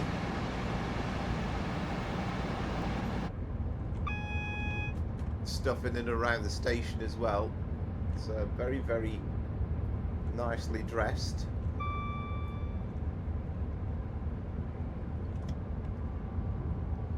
That AWS sound wasn't for the signal, it was for the advance warning of the speed restriction coming down to 45 miles an hour, and then after that we've then got 90.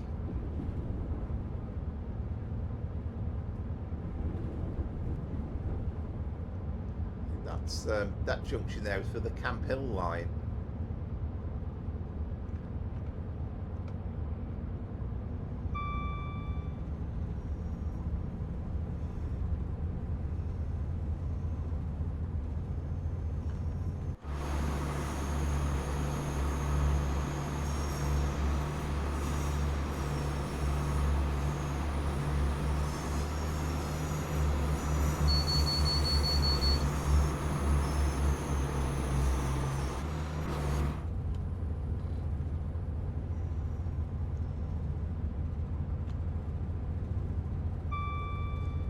So we've now got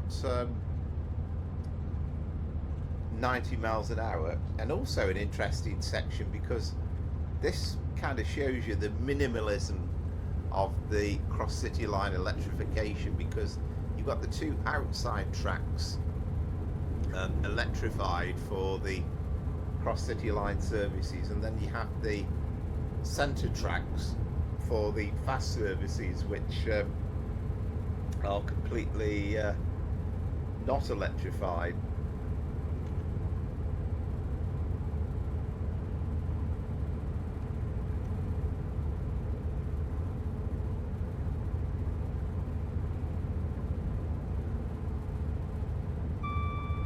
We are going to invent the stop at Bromsgrove. The real service wouldn't be stopping there.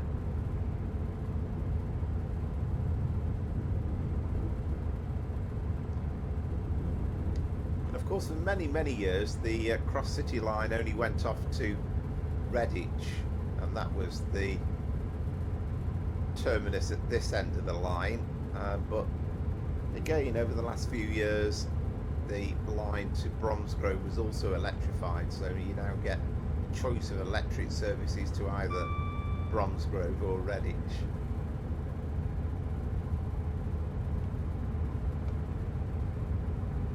So at the moment we're uphill, but very soon we will be quite significantly downhill.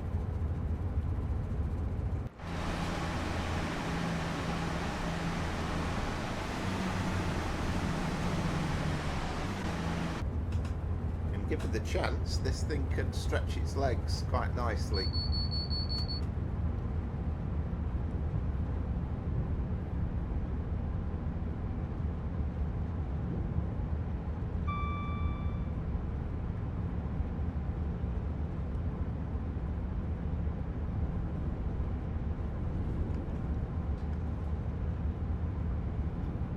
Yeah, I'm also reminded that this was a route that was brought out on BVE, which was an old train simulator, which basically I think was designed in Japan, but I think a chap called Anthony Bowden produced his own version of this cross-city line, and we had the whole section from Redditch into Birmingham New Street. I think he always had plans of extending, doing the other end of it, but I think because of things like Microsoft Train Simulator and other stuff coming out, it never really saw the light of day. But he had a brilliant attention to detail, certainly for the time as well, and what was, you know, quite a basic train simulator. I mean, you didn't get moving trains. There's a cross country 170. You didn't get moving passing trains, but for all that it provided quite a lot of entertainment. In some ways the sounds on it were almost more realistic than you get even now on Train Sim World, dare I say.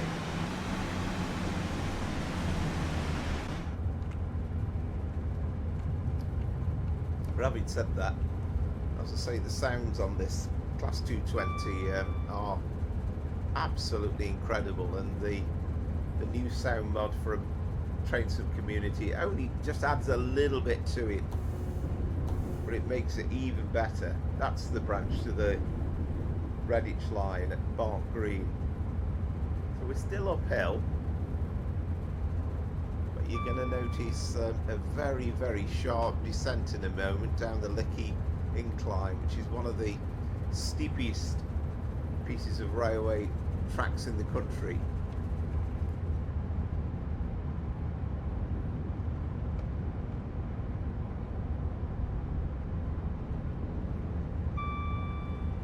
And it's kind of like so steep as the descent, you kind of must make sure that you get your brakes on in good time. Yeah, now we're heading downhill.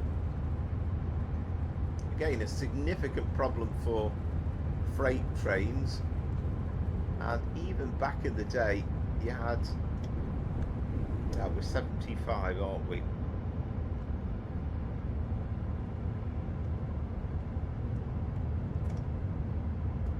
Well, yeah, even back in the day, even in the 70s, not sure about the 80s, but you had banking locos which would essentially help to push the train up the hill. So we've got double yellow, but I'm hoping that that's in time for our stop at Bromsgrove.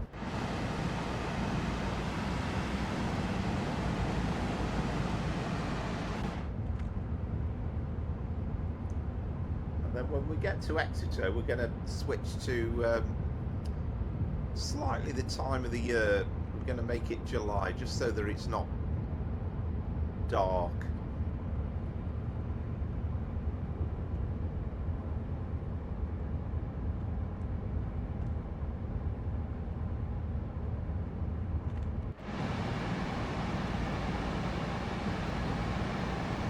A lovely looking train. I'd love to be able to change that out of service though. That's the only thing that kind of looks a bit out of place.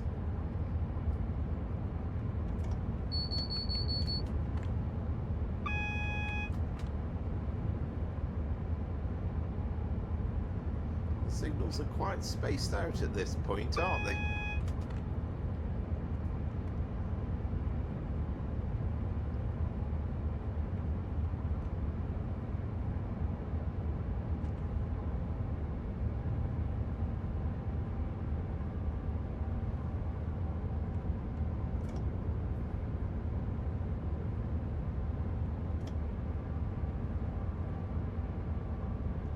We're still very, very sharply downhill, so we need to put on a decent amount of brakes to get us to 30 coming into the platforms. We don't want to be really going any faster than 30.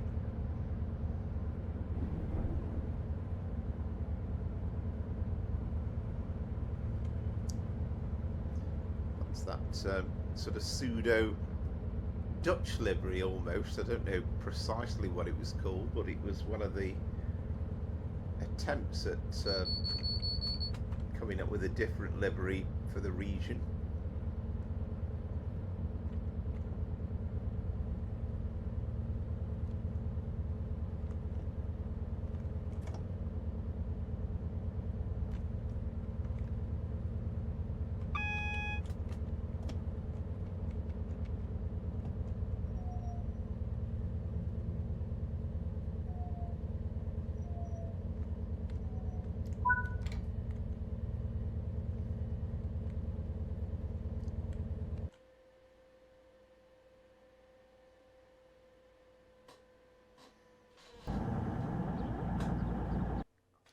So back to real-time trains, and we've made it to Birmingham New Street, we've made it to Bromsgrove, so the real train would carry on to Cheltenham Spa, then Bristol Parkway, Bristol Temple Meads, Taunton, Tiverton Parkway, and then we're all set to rejoin the service at Exeter St David. So this is now onto the Riviera line, of course, the brand new content that was released with Train Sim World 6.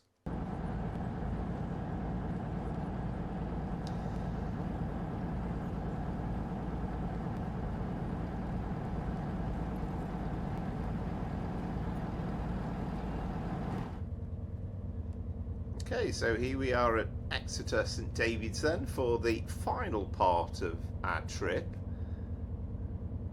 and this should be interesting. Oh, I can see I've got some reskins installed of the 158. You've got a bit of a variety coming in there.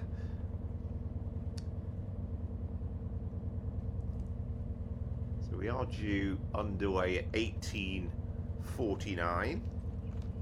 And we will, of course, have the announcement in cab as well for the remainder of the journey. And I have been checking actually, but the timetable mode that was set up is not actually based on any particular timetable. It's kind of an approximation. So this service actually, in reality, went to Penzance a few months back. So it still will indicate as though we are going to Penzance.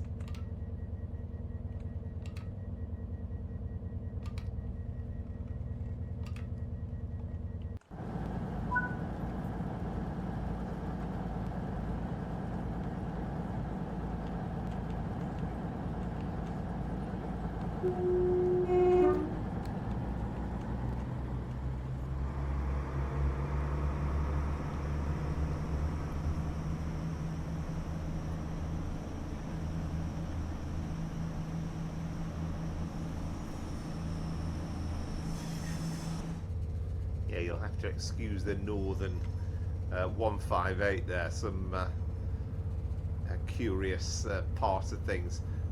I have reset this to summertime, so apologies for that inconsistency. I didn't originally intend to start off with the whole thing set in July, because otherwise it would have been pretty dark.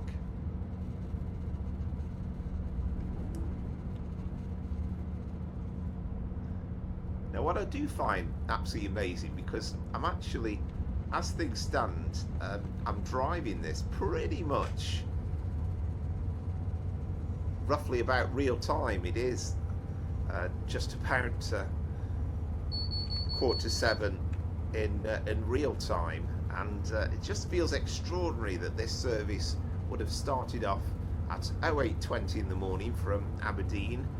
I don't know exactly how many train crews it would have involved for the whole journey, but essentially it's gone all the way through my working day, and I've driven home and we're still not at journey's end.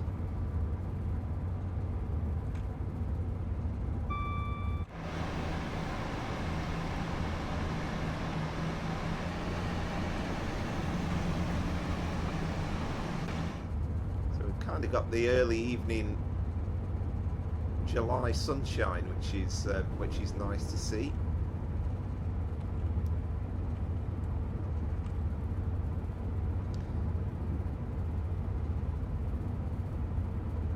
And I was looking up a little bit of information as well, and it's kind of interesting, but this section of line was I mean, this is obviously part of Brunel's line, but it was broad gauge from September 1847. It was converted to standard gauge in 1892, so what, about 45 years later. I know great resistance from Brunel. He believed that broad gauge was the right thing to do. It kind of had to fall in line with the rest of the railway network ultimately.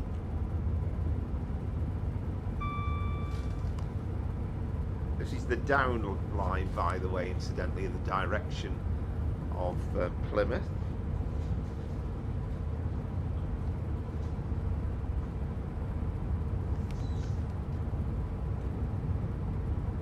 So we've got about 12 miles to go until Newton Abbot.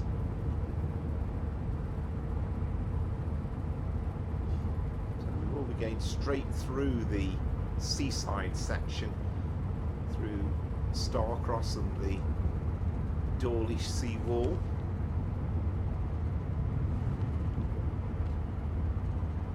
And I don't know whether we've seen any evidence, or whether there is any evidence of the River Exe, but of course that's what Exeter is named after. Seems quite obvious when you know.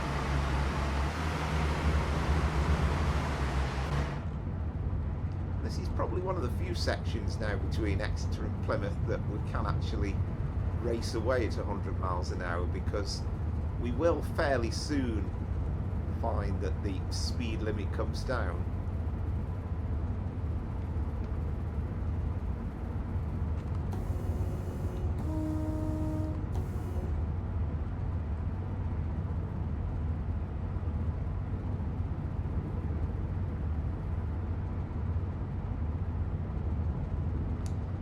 Well, if you have got this Riviera line, then hope you're enjoying driving on it. I certainly have done, and I think I mean, the understanding is it's been done by Rivet Games, but I think they've done a tremendous job actually. It's really does capture the whole essence of the line, both in terms of the seaside bit and all the hills and descents and all the stuff in and around the stations as well.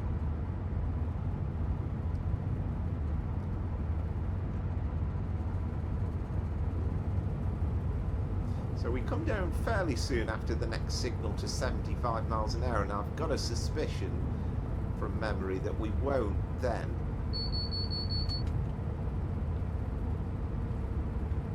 regain that 100 mile an hour for the remainder of our journey.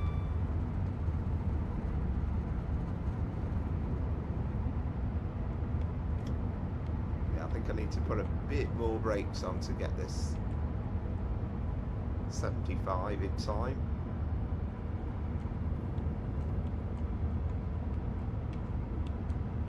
Right, so we got there. I suspect that in reality a real driver would have braked a lot sooner than that, and he wouldn't have put such sharp braking on, but at least we made it.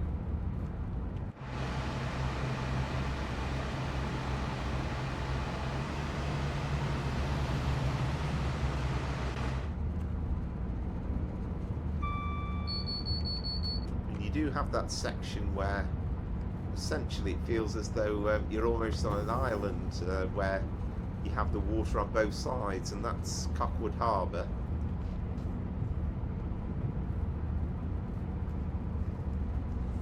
Very, very photographed section of line as well, sort of that bit around Starcross.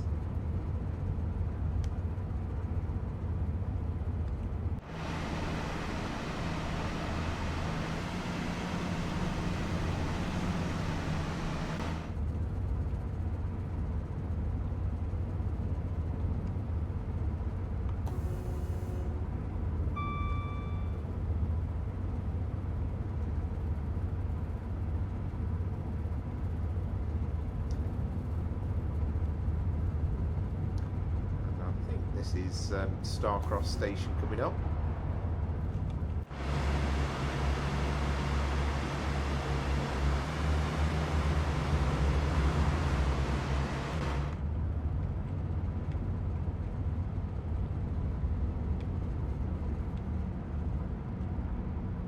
Just have a feeling driving this Class 220. It's not dissimilar really to the Pendolino in some ways. It has that vibe about it, and you're kind of reminded about the fact that basically at the time we had Virgin West Coast. This is Cockwood Harbour, isn't it?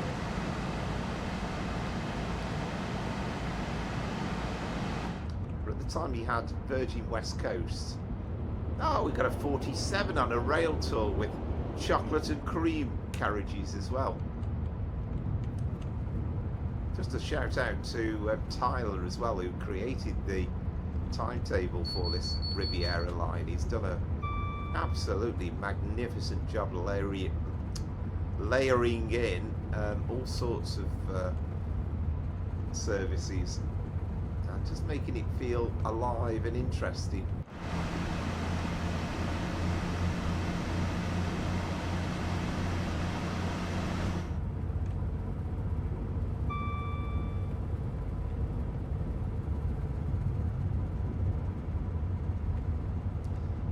This is Dawlish Warren, so you get the little section of line to take in the station, and then you've got the kind of the funfair and everything going on all around here. The big wheel and stuff.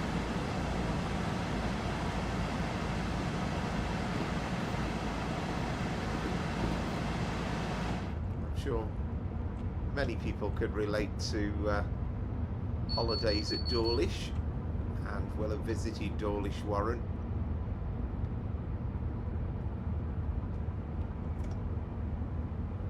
And this really does feel like the authentic section now, coming towards Dawlish and going alongside the sea wall.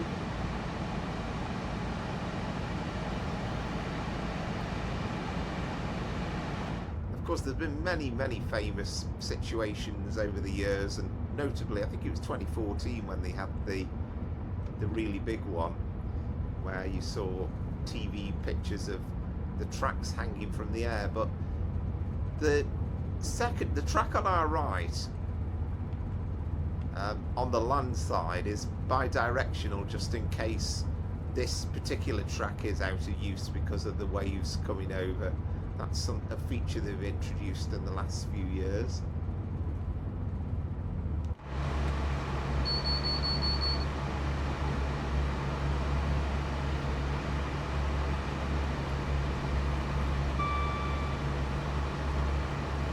Dawlish Station itself. And we are speeding. It's the perennial problem. You just want to look at how good it is outside, and then you almost forget about the speed limits going on.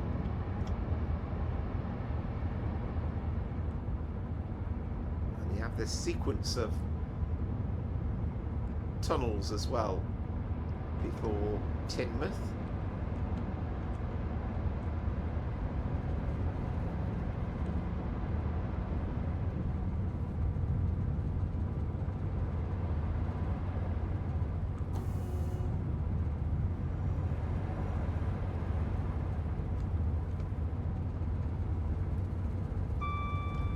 Certainly right up where we're as one of the great railway journeys in the country, and I'm just pleased in a way that we were able to get the section in from Markinch as well at the start of the video, and we can take in the Forth Bridge and that section as well, because you're looking at two really stunning journeys.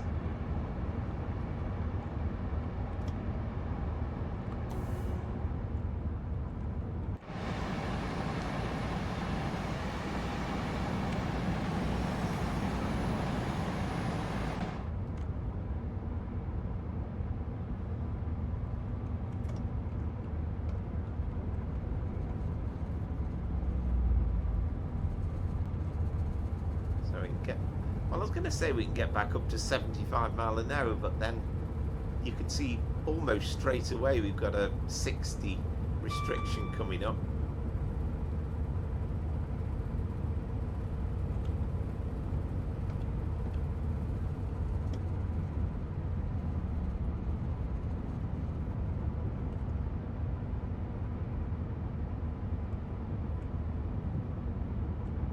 And then beyond Newton Abbot, we've got some interesting climbs, some really steep climbs.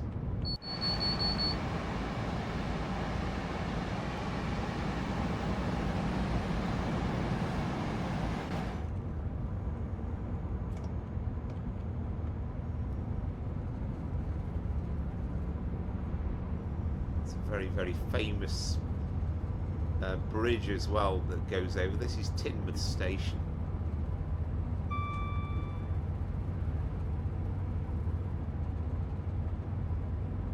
And I've commented on this before, I think, when I've driven through this part on videos, but I think it's definitely pronounced as Plymouth in Devon tones.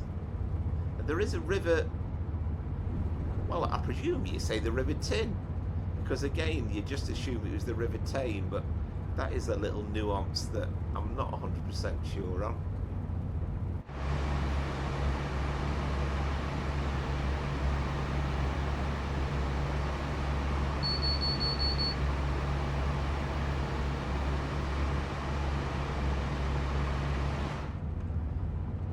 I remember actually coming back on a journey on the Cambrian coast once in the summer, an early summer's evening, round about this time of the night, and coming through Aberdeen on the way to Markinch, and kind of gets this vibes about it. You know, seeing the early evening sun is absolutely spectacular.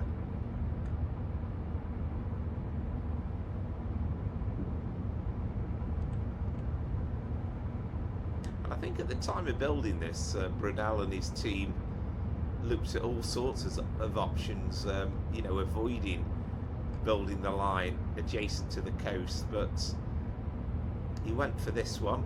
And I mean, I've never read up on the history completely, but I mean, was it because it was navigationally it was the best way to do it and the most cost effective, or had he got half an eye on the fact that scenically this would be absolutely stunning and would be a great attraction for tourists in the years to come? I don't know the answer to that. If you know, let me know in the comments. So we have got a bit of higher speed now. We've got 90 before our stop at Newton Abbot.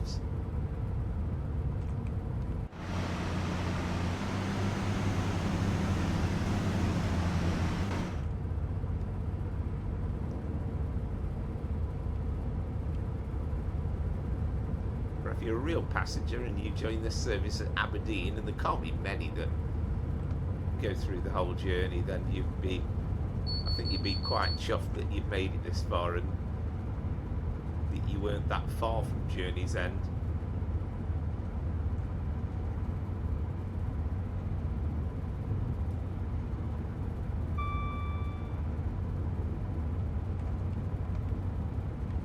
So I have spotted the 60 mile an hour coming in. I presume that's the AWS ramp for it.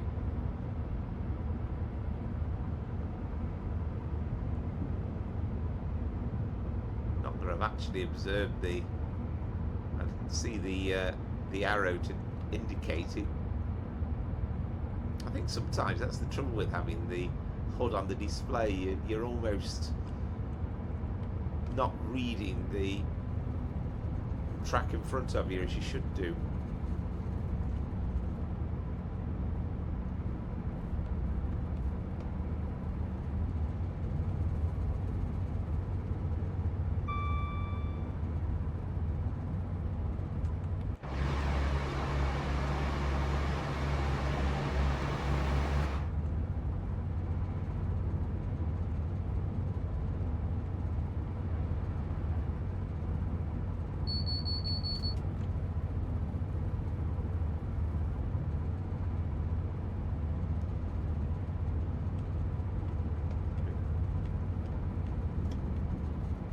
Some brakes on.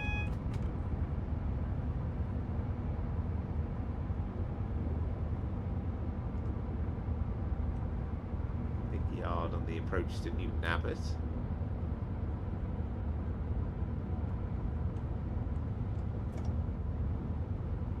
Another Voyager passing us.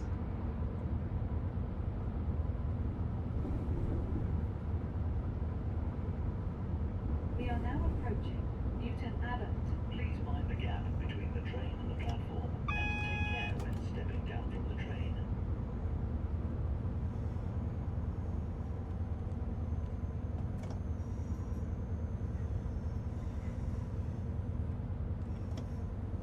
Fantastic to hear the announcements. I'd love to have all the announcements in for the whole journey, actually. And I'm hoping that that does get retrospectively added.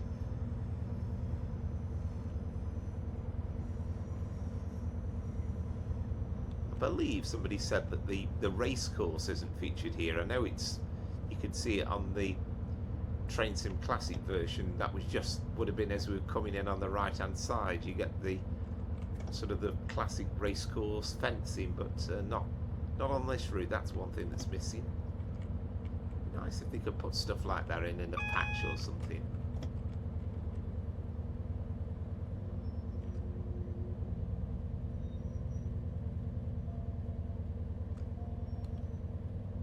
This is Newton Abbot. This is a cross-country service to Penzance. The next station is Totnes.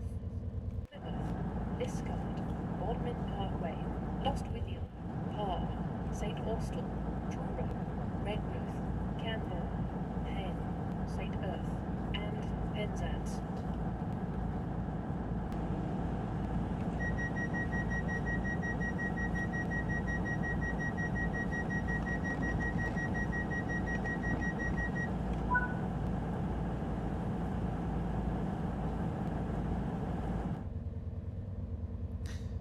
Yeah, I'm sure you still saw passengers trying to get on and off the train even when we're supposed to be departing. I'm sure that wouldn't happen in real life.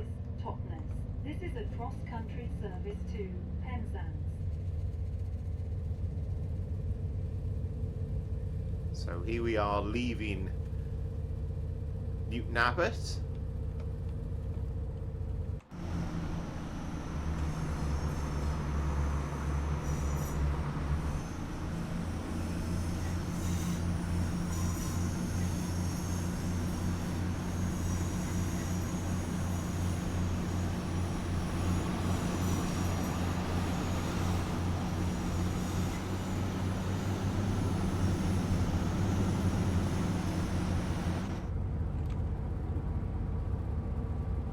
I mean, I know it's possible with that A key to sort of propel the camera a lot further forward and then you'll see the train coming past, but I just wish we got that feature like you get with the number 4 key in Train Sim Classic, where you can see the train coming past you at line side. Of course, after Newton Abbot the line branches off. You've got the Paynton branch in. And I have to say, I mean, if you kind of said to me, well, with Train Sim World, we're going to get the Riviera line. If it'd just been Exeter to Paynton, good as though it might have been, it would have been slightly on the boring side. So to have the run into Plymouth as well is, I think, it's incredible, really, really nice.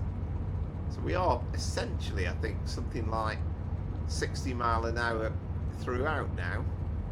Don't think we're going to get much faster on the journey through to Plymouth.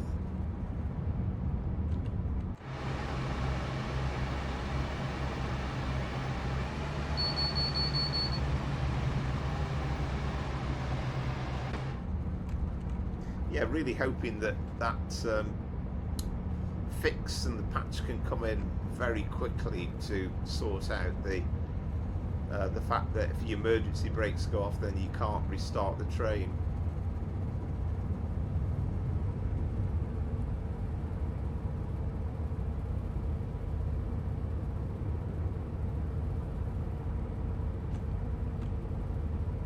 I know that the big climb, I think this is it. You've got Dainton Bank,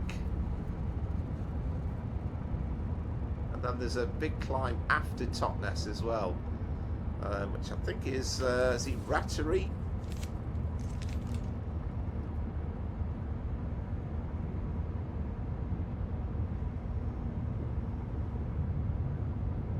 We are essentially roughly, I don't think we're too far off from being not too far away from the very edge of Dartmoor.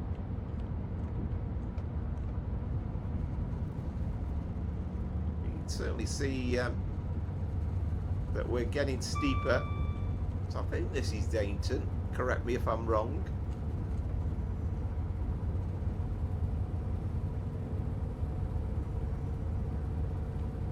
And even on full power, even with the power of modern day, relatively modern day Voyager, it still takes a bit of effort to get up the climb, but nothing like what it would have been in days gone past with a steam loco.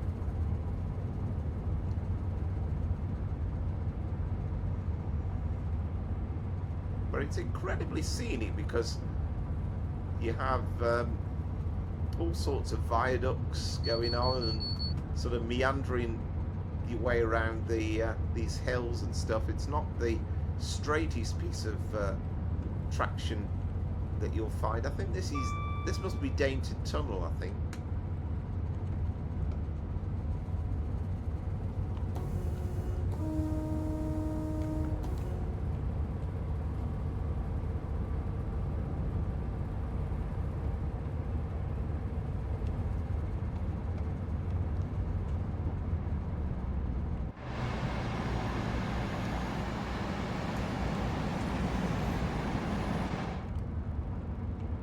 So, I mean, I won't be doing it in...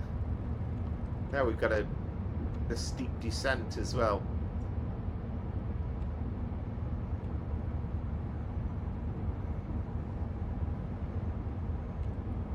So I won't be carrying on the journey beyond Plymouth.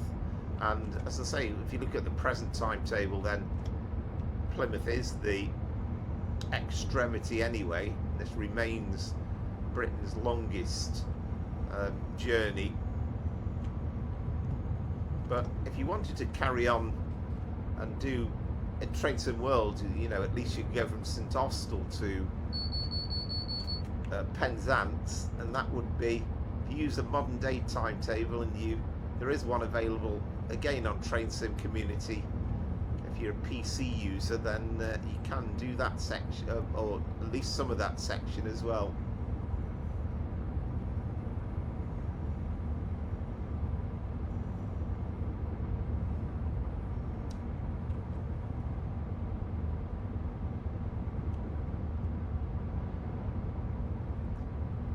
But I have to say, once you start getting this golden sort of glow on the track textures with the sunlight this time of the summer's evening, then it's just something quite magical.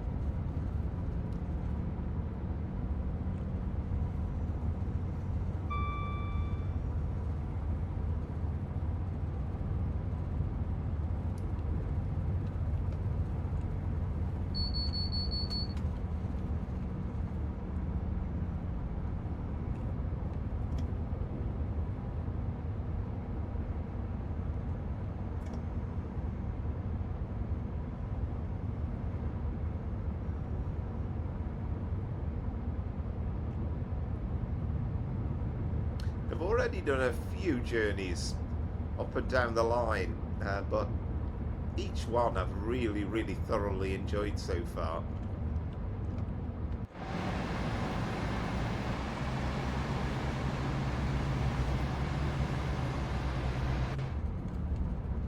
So you can see we do have a temporary speed restriction coming up as well, 40 miles an hour. Again, that's a new feature of Train Sim World 6, something that has been much requested. We were told in the Dovetail Direct thing in August that you would get like a briefing at the start which would tell us where in the journey they occurred, but they haven't done it like that. They just occur during the journey. So I think it'd be impossible to work out these in advance.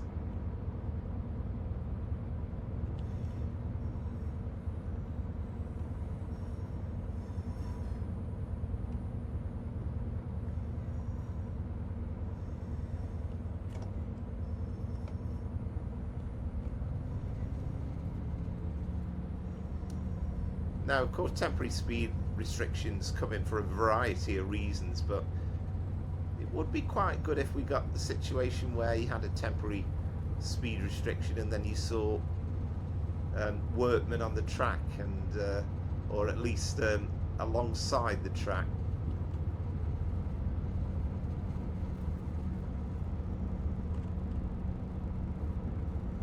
very much in a section of line here as well where the... Oh, there's a Great Western Railway HSD. I mean, it begs the question as well, if the rumours are right and we are getting a ScotRail HSD with plug doors, are we going to get a proper castle set one as well?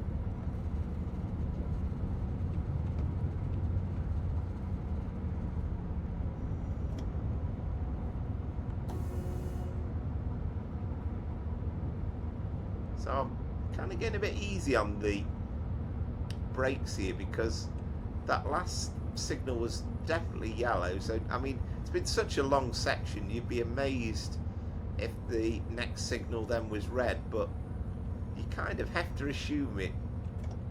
I don't know if it's because of the distance to it, 0.9 miles an hour, then it's probably one of these approach control signals. So I would imagine once we get close to it, we will get the feather and the pathed into the platform. But as ever, you have to be sure. You can't be speeding along.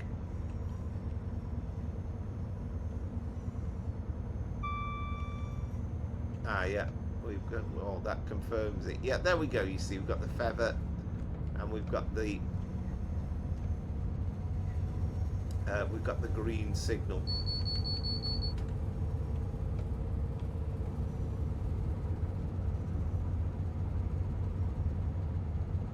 Seems a bit early to be actually indicating the turn off for the platform as well.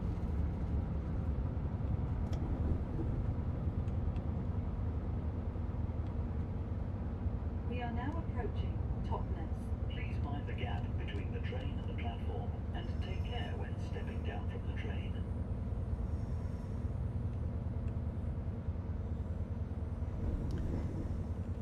Of course, in reality, the announcements on cross-country trains there's no pre-recorded ones. They are actually done by the conductor on the day or the guard on the day. But if you're a stickler for accuracy, I suppose it might bother you, but I still quite like it. So we're coming into Totnes. We are a bit late.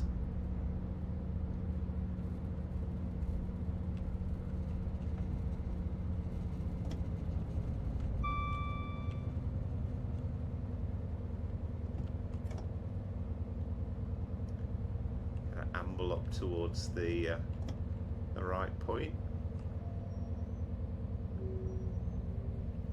Maybe overdone it a bit.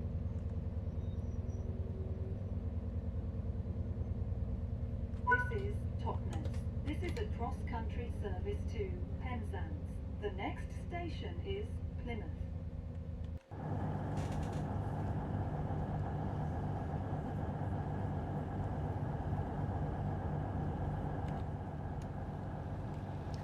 So this is Totnes. Whole flurry of activity.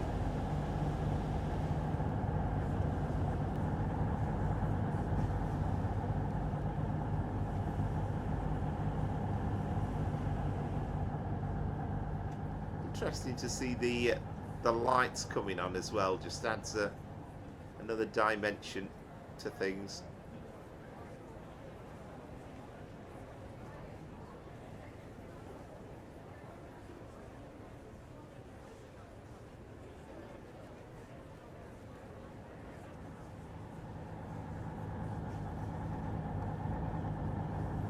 I think the lifts are all working as well, which is quite exciting.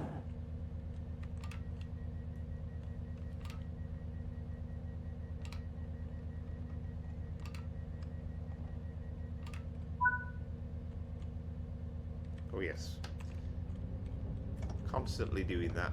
Put myself into neutral, and then what do? I forget to put it back into forward as we start off. The next station is Plymouth. This is a cross-country service to Penzance. Yeah, so Plymouth will be our final stop, and we should be there in about 20 minutes time or thereabouts.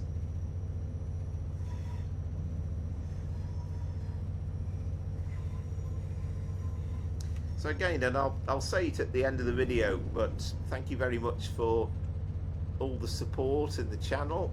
As ever, massively appreciated. And we also have our live streams on the Sunday. If you can join us for that, we'll have a bit of a chat and a little bit of fun along the way, the odd little bit of dodgy driving from me on occasions.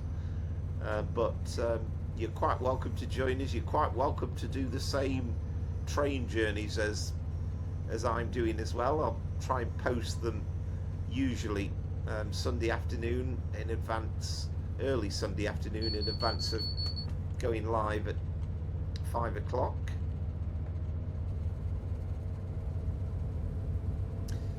But if you're new to the channel, you're new to Train Sim World 6, then if you would consider liking and subscribing, I would be tremendously appreciated.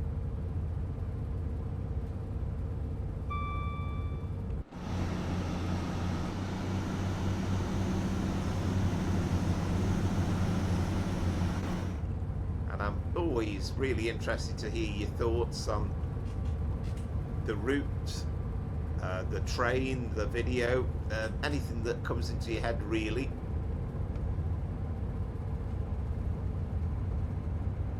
So this, I think, now is Rattery Bank, and another massive issue in terms of steam train drivers.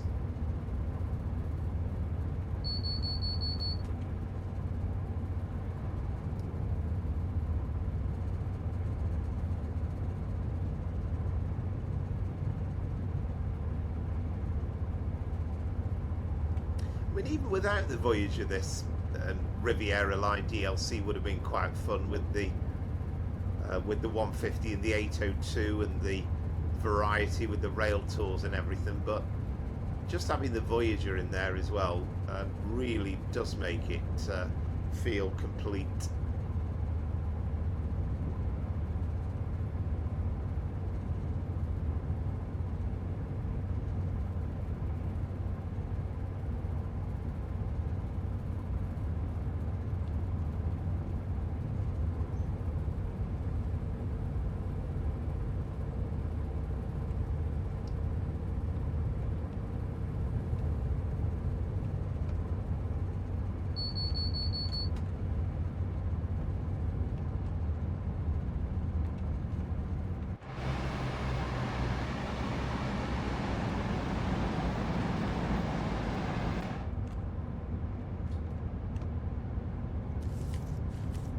I mean, I would love to have been able to fill in some of the gaps along the way, and again, if you've been watching all the way through, you'll know that I'm slightly repeating myself, but it is possible to do more or less the whole route via Train Sim Classic, certainly from Dundee anyway.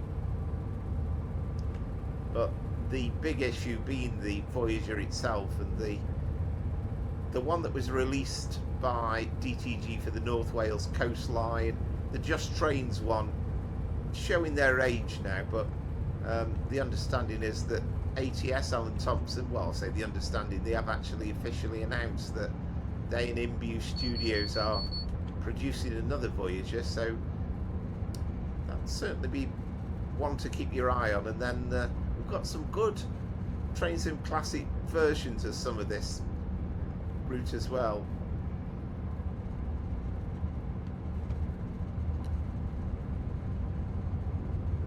And with a bit of ingenuity, then you can more or less do the whole section. You wouldn't even have to do the cross city section bypass that I did, because Birmingham to, or Derby to Birmingham via Tamworth and Burton-on-Trent is a very old route on Train Sim Classic. Probably be better to cheat really, and because the Derby and Birmingham New Street bits of that are really old, so you can kind of use the more modern versions and then do a bit of editing, then you could probably get away with making it look quite realistic.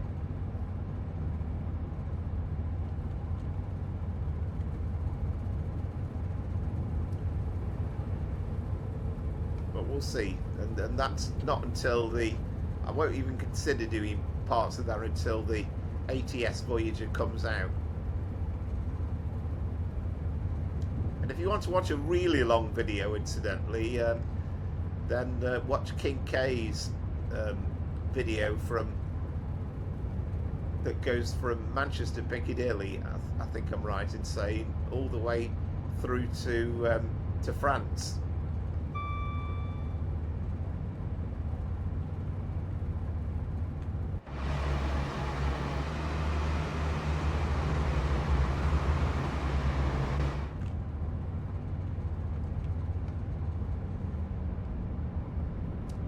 He's also just recently showed off some of the Morristown route as well, which is kind of interesting when it's from the perspective of a local.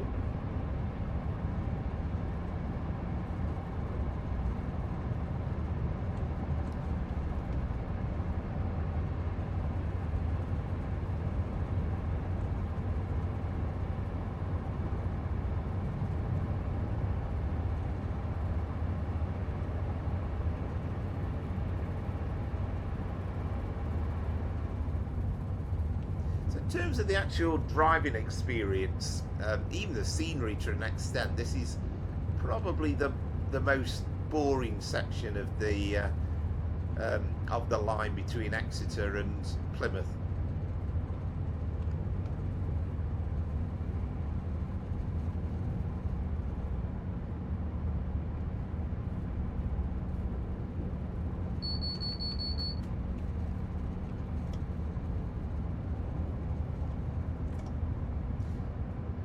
But if you've stuck with us so far for the entire journey, whether live or you're watching it back, then congratulations.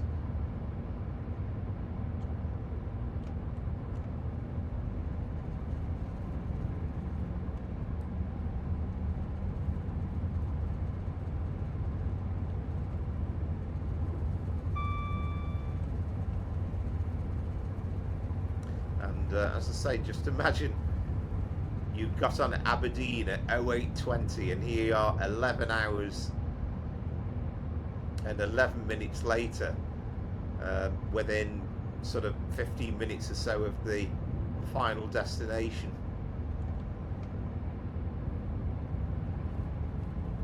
I mean, I was saying about the 802, but we certainly don't have it on the Voyager. I think they do have it on the 802 in real life, but this would be absolutely ideal for cruise control, wouldn't it? Because you'd essentially be able to set yourself into 60 mile an hour and sit back and relax and let the train do its thing.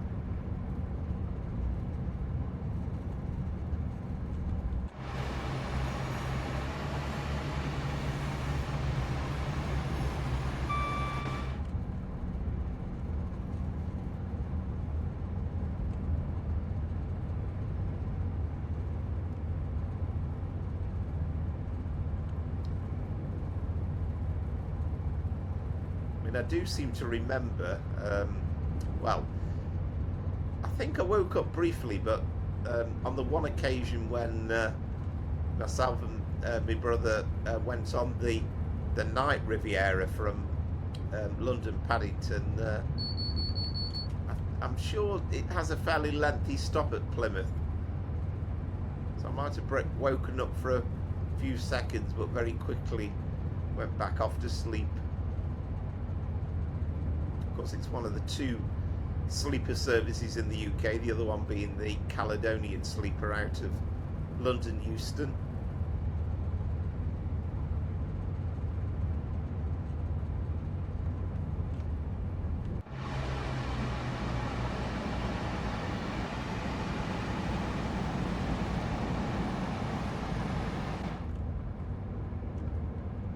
Who would ever have thought that the Voyager would be this exciting to people?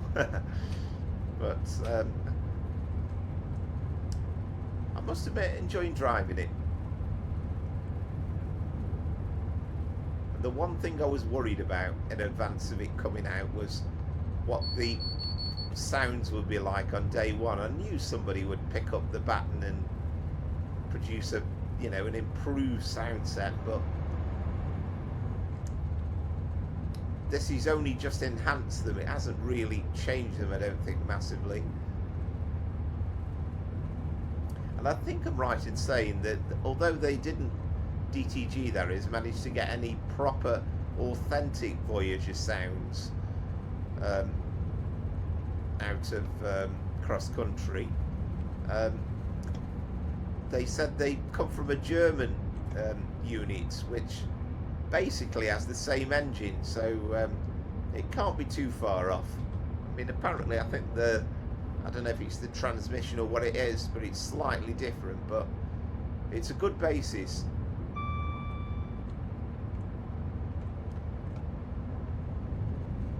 Maybe the people who said, oh, I don't like the Voyager sounds are I don't know, I'm kind of thinking some people will say that just because they know it's not an authentic recording of the Voyager in motion.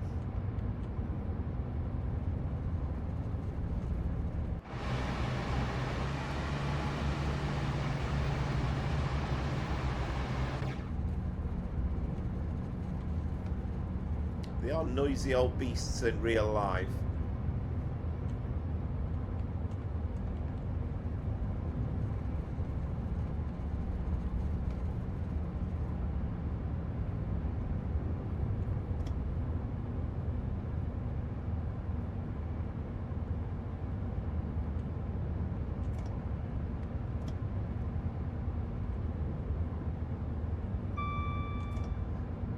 It'd be interesting to take the Voyager out of Euston as well on the West Coast main line in Avanti colours, representing one of the North Wales coast services, because that was very much a thing until very recently.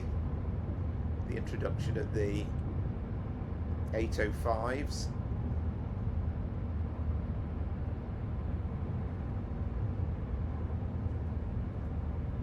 That was actually the very first video I ever recorded for YouTube. That was the part one of London Euston to Crewe, I think we went to in the first journey on our run to Holyhead. I did the Holyhead second part sometime after.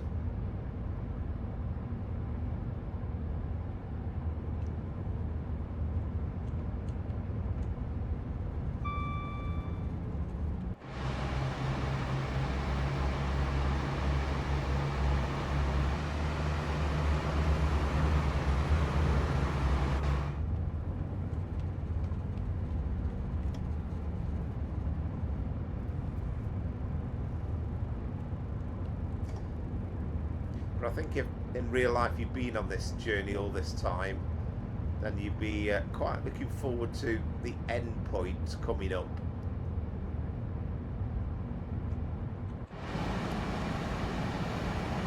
Yes, some lovely viaducts as we go through.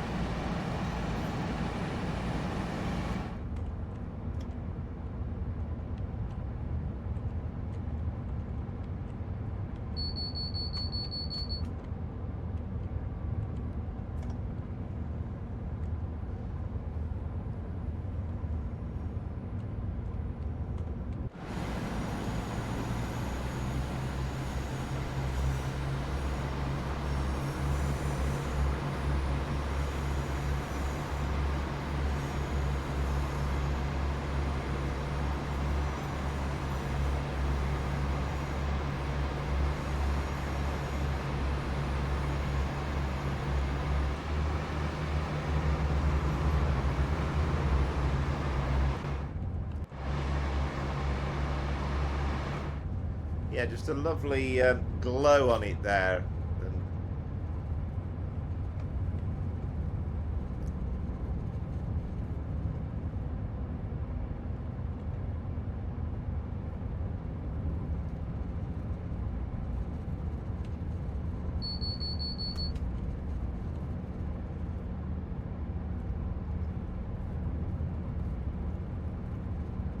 I remember actually, I mean, I know it was with older lighting than is being used in Train Sim World 6, but the very first time I drove an evening run, I seem to remember it was on one of the early German routes, and it was just, I thought, wow, this really is beautiful.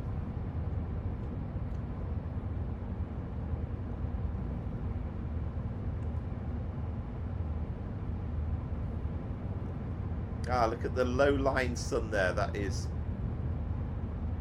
nice to see.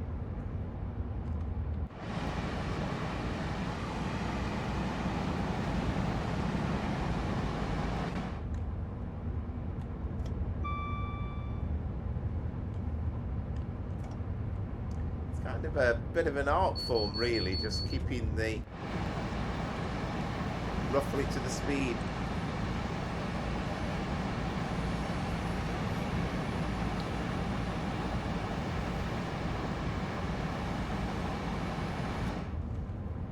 I just wish there was a fix for that.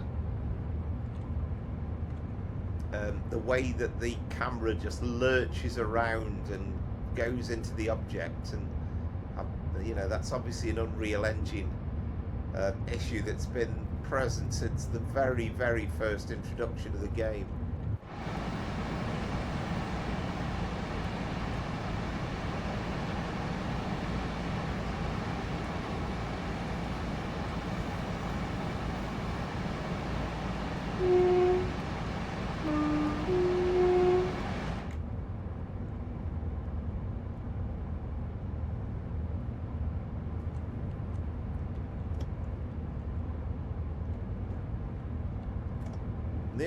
The other thing I just want to see is that when you put a bit of brakes on and when you see kind of power handle, you get confused for a second thinking, am I in acceleration mode or am I in brake mode? And it's kind of hard to pick up.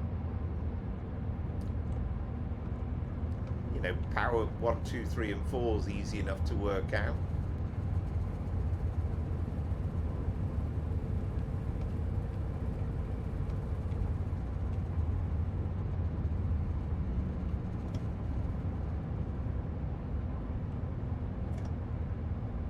I've never been to Plymouth in real life. Of course, you know, such naval history. And we've got Lara Depot as well, fully represented, and there's a bit of a triangle as well to negotiate. And again, since I've had it, I've not actually driven a train in and out of Lara Depot, but it's again good that that's included. I think you can do depot moves from Exeter as well.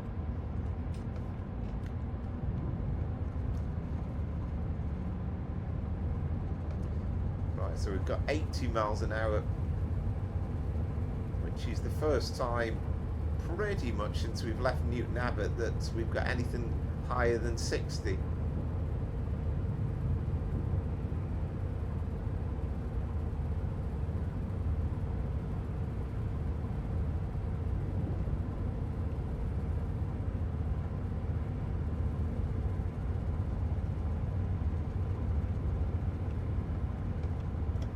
Don't get too carried away.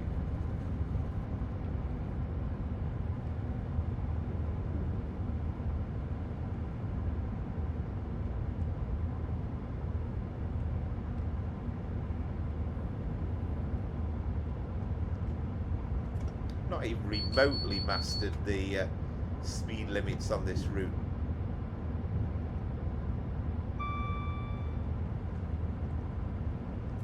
I mean, if I set this as autumnal colours, and we'd done this for the beginning of October, it would have been completely pitch black between Exeter and Plymouth. And there's nice features about that. You know, when you go past Dawlish, it'd be interesting to see the fairground lit up and stuff like that, but essentially it would be completely dark. So kind of slightly averse to doing that on the stream. I think that's a little bit too much for a long period.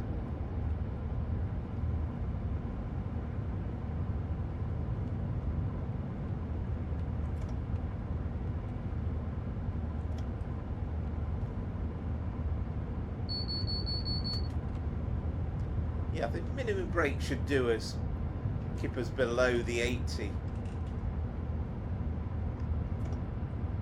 Again, it's quite a nice little feature to have rather than going too excessively on the brake.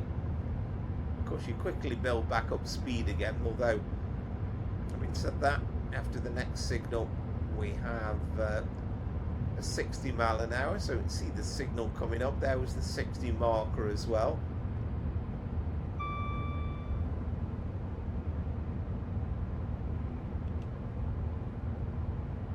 I think there's a certain percentage. If the speed reduction's a certain percentage below, then you get an AWS reminder.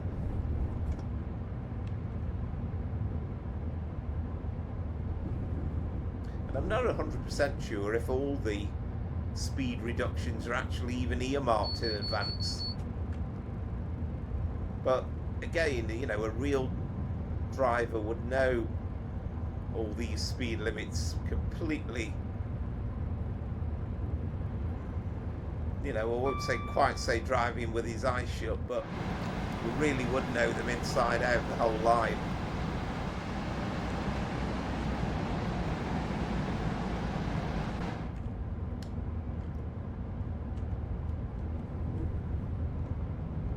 And okay, I know we're driving in the opposite direction, but if you watched like Exeter to or Plymouth to Exeter on Train Sim Classic, then it kind of gives you that contrast between the old and the new game.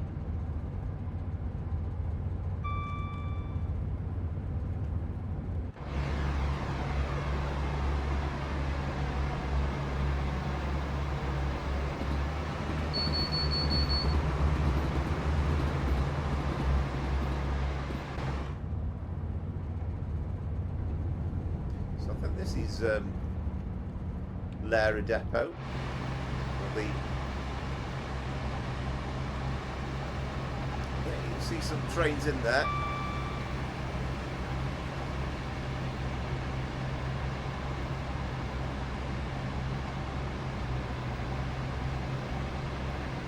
A couple of Voyagers there.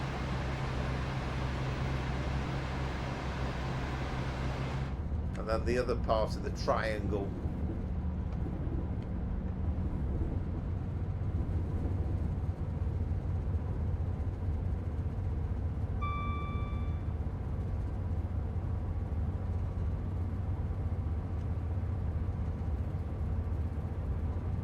That just eased me way towards 55, although we only are just over a mile to our final destination of Plymouth.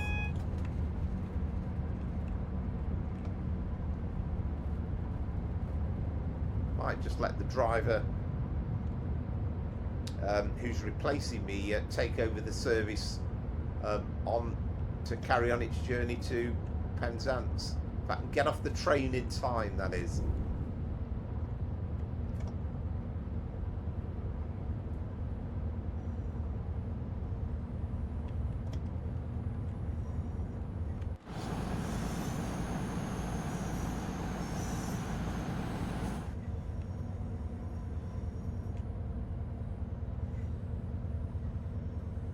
So we've got 25 mile an hour tunnel just before the station.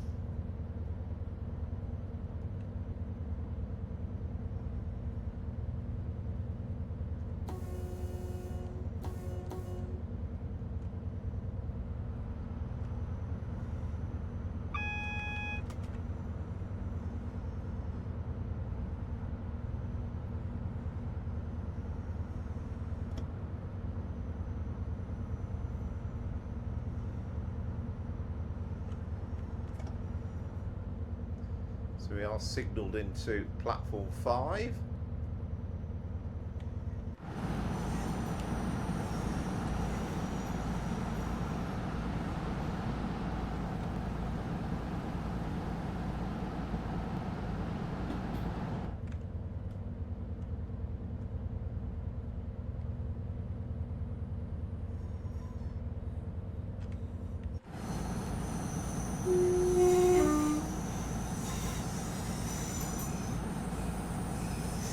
exciting about coming to Journey's End.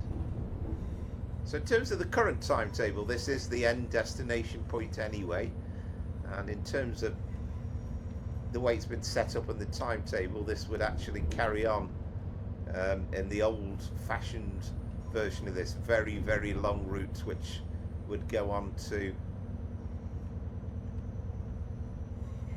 Penzance, which was the case until fairly recently. We've got a couple of 802s into the bargain as well as we come into platform 5.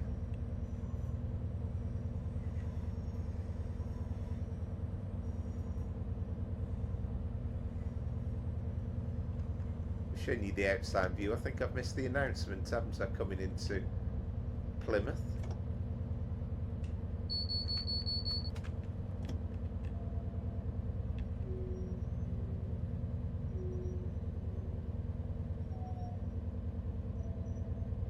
This is Plymouth. This is a cross-country service to Penzance. The next station is Liscard. Liscard, Bodmin Parkway, Lostwithiel, Parr, St Austell, Truro, Redruth, Canbourne, Hale.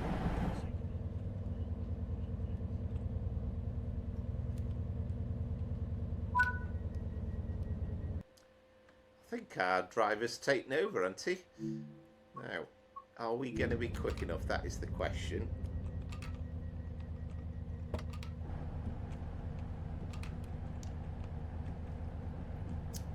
I'm stuck here. Hang on. The next station is Liscard. This is a cross-country service to Penzance. Wait, what?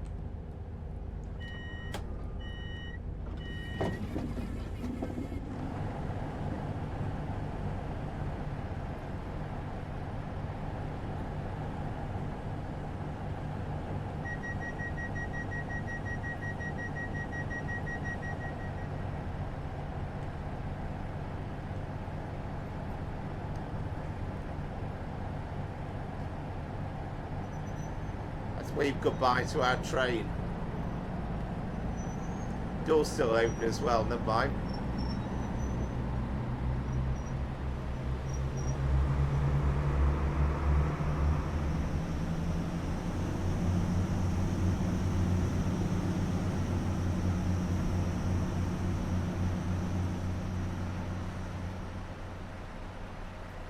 So there we go. So thank you very much for watching. This is Plymouth, our final stop. Hope you've enjoyed the video, and if you have enjoyed it and you've not done it before, I'd be really grateful if you consider liking and subscribing to the channel.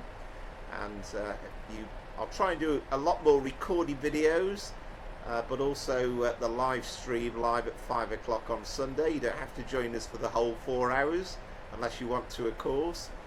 But thank you very much. That's it from Powerflower Trains and Planes. Until next time, it's goodbye.